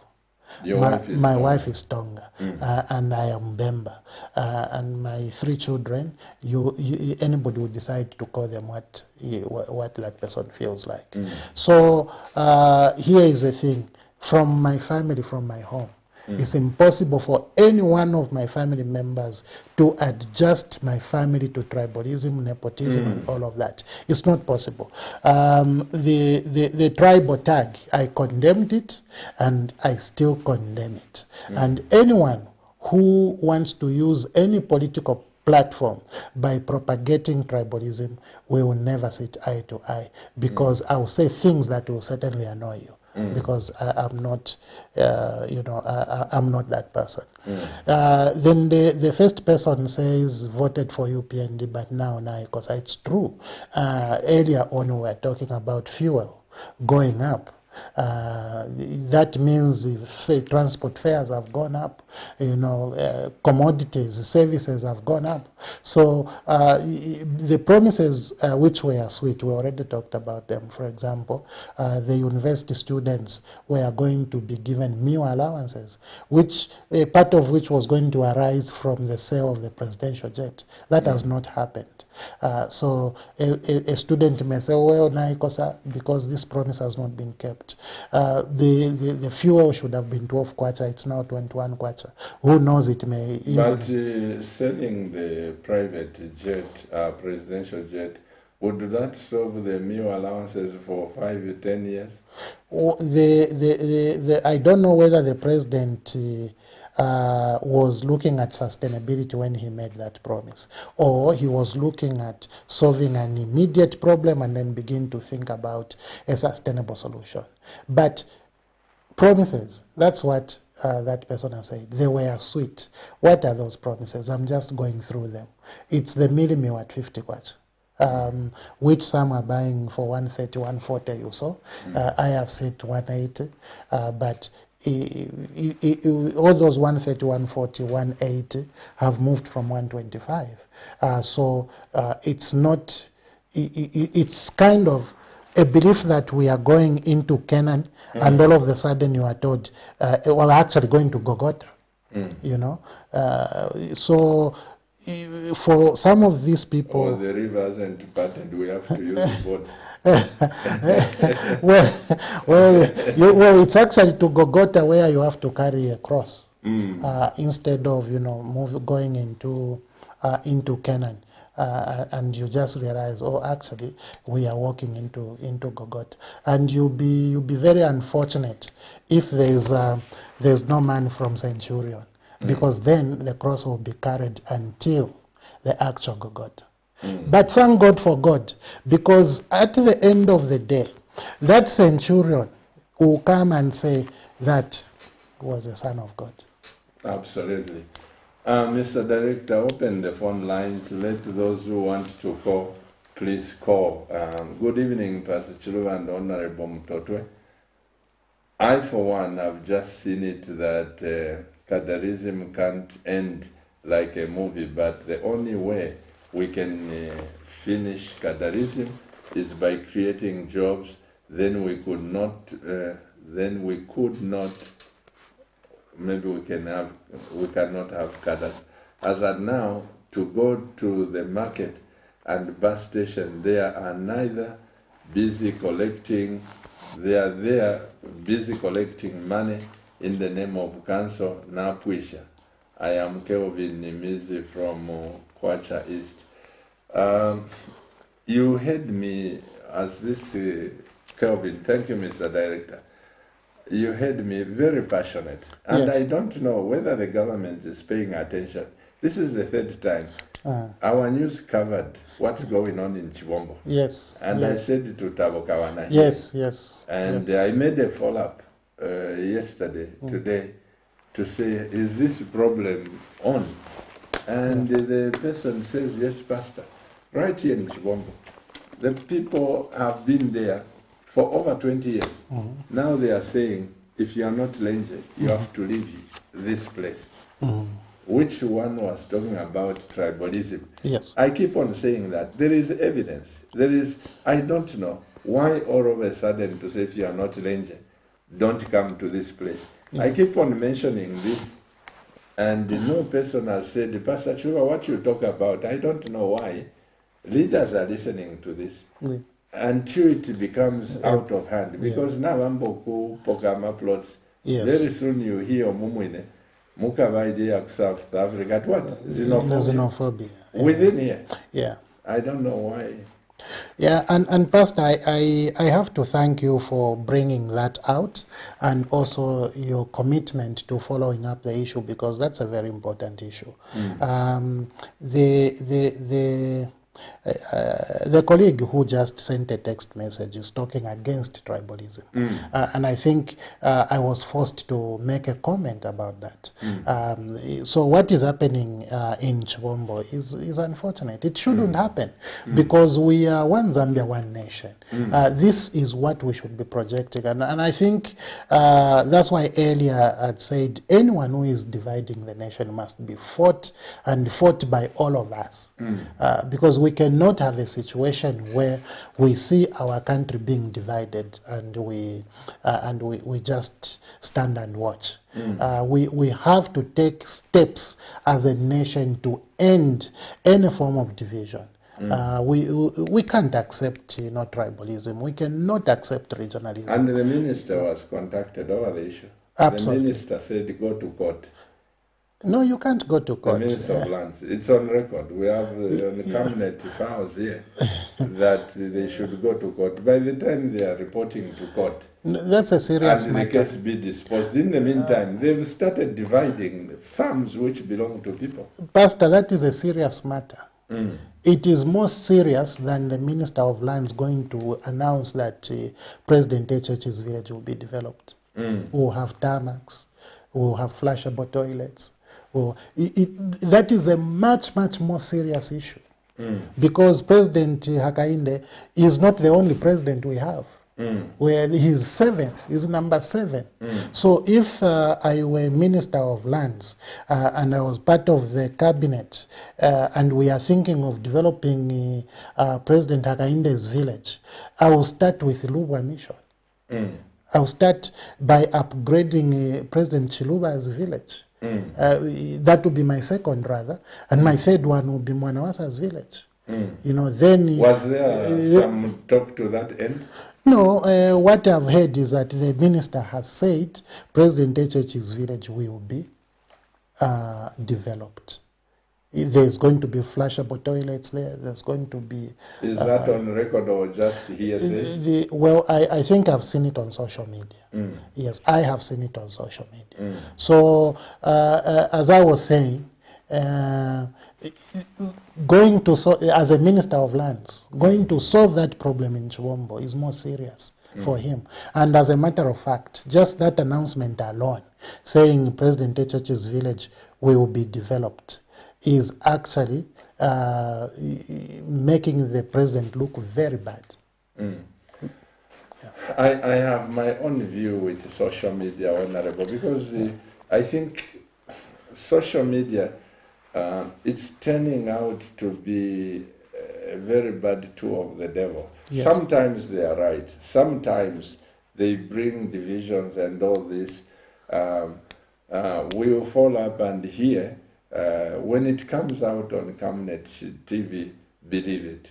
Camnet TV, we try to be fair. You read Yes. that? You listen to our news. Yes, I do. Yes, Whether I do. it's against the party, Yes, or for the party. or for the party, we've just got that editorial policy. That's how it should be, Pastor. But also Camnet, as a radio, as a TV station, is managed by a pastor.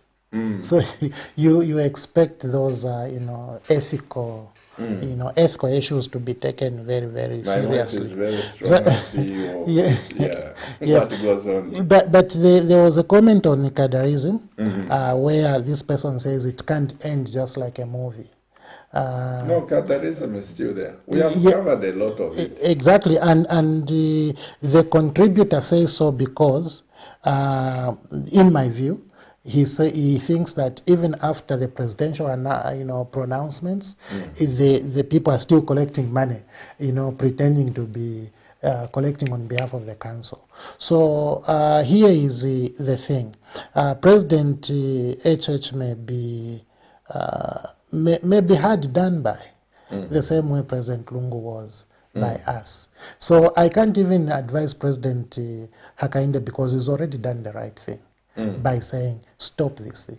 So what should follow now is Honorable Gary Nkombo, whose ministry owns the markets and bus stops, to make sure that at no market in Zambia, at no bus stop in Zambia, this Kadarism is allowed. And if the council police are not able to maintain the order,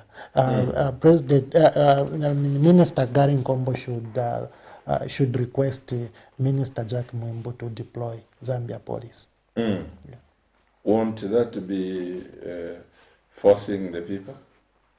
No. Stopping Kadarism. To ensure that there's no Kadarism. So just because that is the job of the Minister of Home Affairs, the police department, is to maintain law and order. So if the president has said this is how he wishes for law and order in that particular sector to be maintained, he doesn't want cadres. And the cadres are forcing themselves into the markets, like the case is at Buseko right now, into the bus stations. One chairman said we are going to establish branches.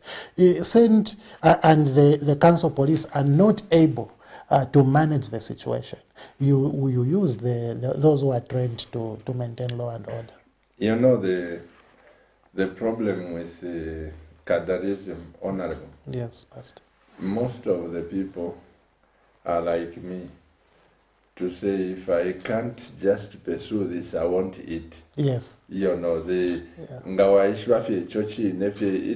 very unfortunate. Yes. Because definitely there should not be Kadarism here. We are building a nation, and every one of us should support what the president said. No Kadarism. Yes. No Kadarism. Yes. I don't know. Anyway, somebody has said it's too early to judge this president and the government. They are only 4 or 5 months in power. Don't judge them. Pastor, what you have said is more or less the same as what the contributor said. Okay, because there are some people who think that that is the only place from where they can, get bread and butter. But here is the point: the issues of the economy are interconnected. Okay, if you provide opportunities for people, people will choose legal opportunities. If there are no opportunities, people can even start engaging into illegalities like Kadarism. So we are fortunate as a nation. We have UPND in power, which party promised a good economy. It will become catastrophic for our nation if UPND cannot turn around our economy, because then the issues which most of those issues which caused our being voted out will become worse, and the only option for UPND or for the Zambian people will be to vote out UPND. So it's very important for UPND to take the economy serious. You know, reducing minimum to 50 kwacha is improving the economy. Letting the kwacha appreciate is improving the economy. You know, ensuring that people buy commodities and services cheaply, especially if their salaries are either constant or you know, marginally increasing, is actually improving the economy. But if we see that all the costs are going up and people can't afford, it's going to be really catastrophic. And may I ask you this? You people are, sometimes you can confuse us. What's the issue about Indeni? Is it sold or it's not sold? I don't know. I don't know what's the issue about Indeni. Is it closed? How do you pay people their terminal benefits if they will still continue or put them in on contract? You accountants and yes, you people should know. Pastor, let me be very sincere. I will be more comfortable to comprehensively comment on Indeni once we follow the story properly. Because the President commissioned the 3 ministers to go to the Copper Belt and discuss the Indeni. We are not privy to, I'm not privy to the conversations that went around there. But if Indeni was sold, it would be very unfortunate for the Zambian people. I think that Zambian people have suffered selling of assets in the past, and we know, particularly on the Copper Belt where Indeni is, we know the suffering of the people on the Copper Belt, which resulted from the sale of properties from where Zambians benefited employment and business opportunities. ZCCM, when it was, you know, broken down and sold as units, it has left scars which will never heal. Who sold that? Was it? It was the government. It was the MMD government, the MMD government. Which sold those mines, and some of the players are still there. As we know. So the thing is that those activities of disposing of those national assets have left scars, you know, to the Zambian people, which we would take many years to be healed. Because as we have been made aware, people died out of depression. Families disintegrated, children could not go to school because a parent who was able to facilitate for that all of a sudden can't be able to do that. In Livingstone, where I was growing up, NIEC was sold. And I remember some of the people who we respected, lost their respect. So people died in that fashion. And I think that we shouldn't go back to that. If Indeni, in my view, if Indeni is not efficient, government should make it efficient. It's as simple as that. Make it efficient because you understand what the problem is, solve that problem so that Indeni becomes efficient and it continues to employ the people. It continues to provide opportunities for suppliers of goods and services on the Copper Belt, and particularly in Indore. Yes, Pastor. Honorable, like you said, that there has been scars. Yeah. The selling of Zambia was one big scar. Yes. What I want to ask, when you were a minister, yes, is it an international demand by IMF or World Bank to say Zambia should not sell the finished products in copper? It has to go to London Metal Exchange, then we receive the finished goods. What is the deal about this? What about the emeralds? Is it the policy or the government to sell things outside, then we receive them as finished goods, and the copper is gaining value at all times? What would you say to that? Pastor, businessmen and women are always looking for opportunities to create more wealth for themselves. So if our thoughts as a nation are that other people will create wealth for us, we are wrong.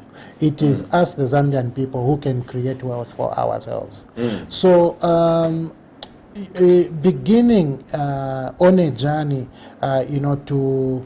to process the raw materials that we have in all the industries and creating value and then competing on a national stage is the only way we will emancipate ourselves from this economic, or is one of the ways in which we can emancipate ourselves from this, economic challenges we find ourselves in.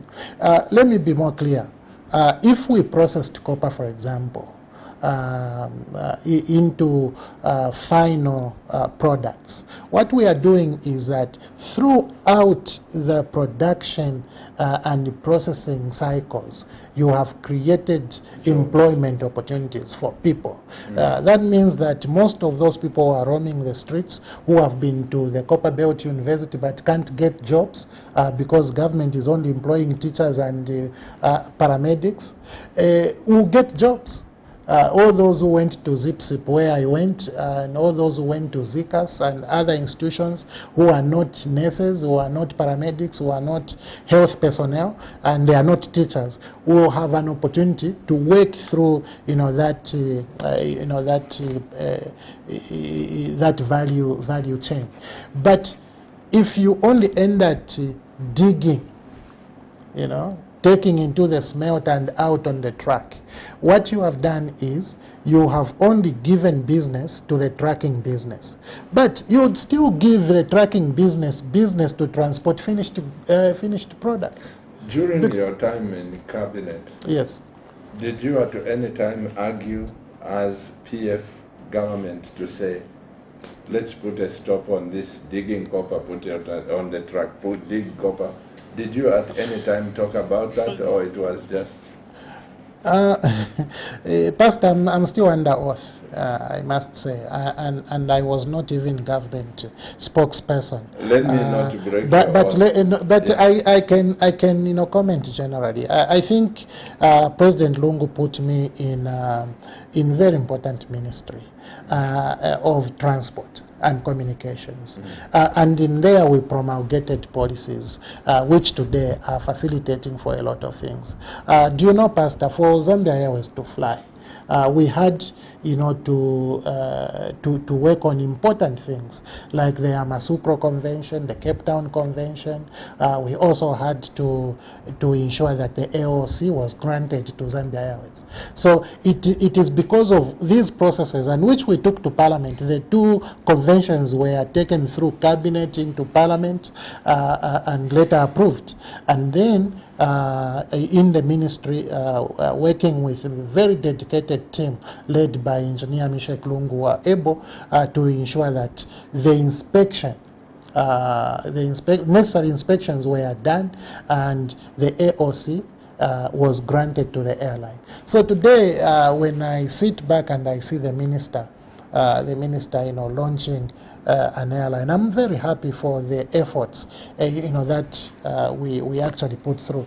So yes, I was responsible for transport and not for mines, and so because I wasn't chief government spokesperson, I'm a bit constrained to talk about policies which were driven by. Let's pick up the last few text messages and probably the last call. What action did you take as a party PF when Chishimba Kambwili campaigned on tribal lines over the Chiwombo issue? Let's understand why those people issued such statements. Is it because the natives of Chiwombo didn't benefit that share of cake because the land was sold to Chinese, who did not even want to employ Zambians, but Chinese? The second one, let's not go back into this tribal issue, sorry about this, but talking about the second one, the land in Chiwombo, Honorable. Yes. These are people with title. Yes. These are people with title who are not Lenje, Yes. who have been told all non-Lenje speaking people Must leave. must leave this. It has nothing to do with the Chinese selling. Yes. One person has 50 hectares. They've divided that by the people, leaving them about 20, and the roads are being graded. So this is nothing to do with Chinese. Yeah. If they are invading Chinese farms, it's a different issue. But those Chinese are secured. It is the Zambians Yes. who are being told, all non-Lenje speaking should leave this place now. It's not for Lenje land, it's for Lenjes.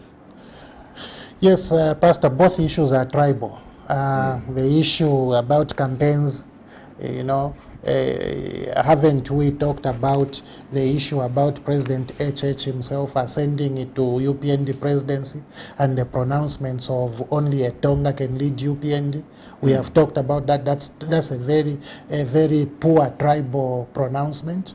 At Shimbakambwiri or whoever, there was Nyela, there was a colleague we call Nyela, and all of the people who have been cited to have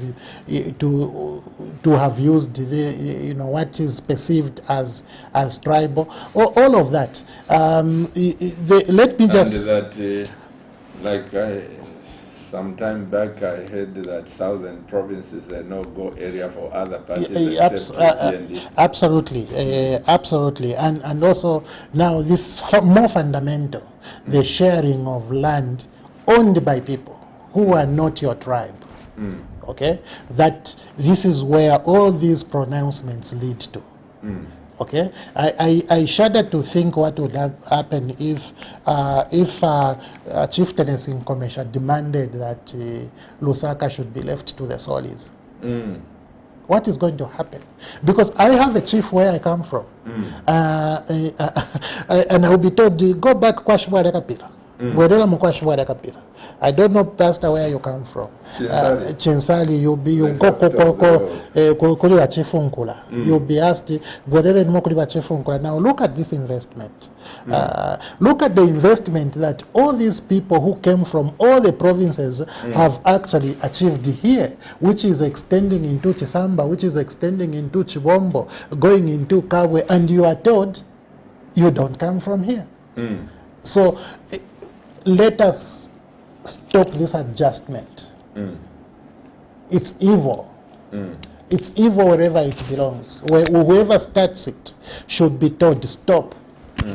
So for me, I'm encouraging everybody in UPND, stop it. Everybody in PF, stop it, because it is incorrect.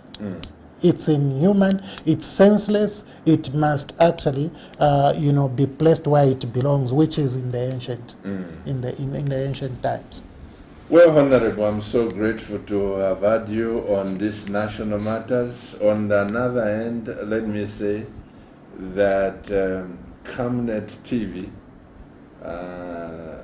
has come up with a soccer academy, Camnet Sports Academy. Beautiful. And we are going to contribute at national and international level. The vision is just too big. And very shortly, you have Camnet Stars competing in the Premier League. Excellent. And we have just, what team do you support? Pastor, I partly grew up in Kalulushi when I was going to college. So I was a Modern Star supporter and in Ghana. And part of the reason why I supported those two teams is most of the stars who were coming from Modern would go and play for Ghana. So we're following those stars. You remember John Soko went to play for Ghana. The master dribbler himself on the wing went to play for Ghana. So I was happy to follow Ghana. Yeah. Can I suggest that from tonight you start supporting Cabinet stars? I live in Lusaka. I rarely And, go back to Ghana, yes. But yes. Because we have believed that Cabinet stars Yes. will contribute to this nation massively. Yeah. On Wednesday, we have a friendly game at Kablonga Boys. The under 12, under 14 will be playing at 13 hours. And at 15 hours, the under 19.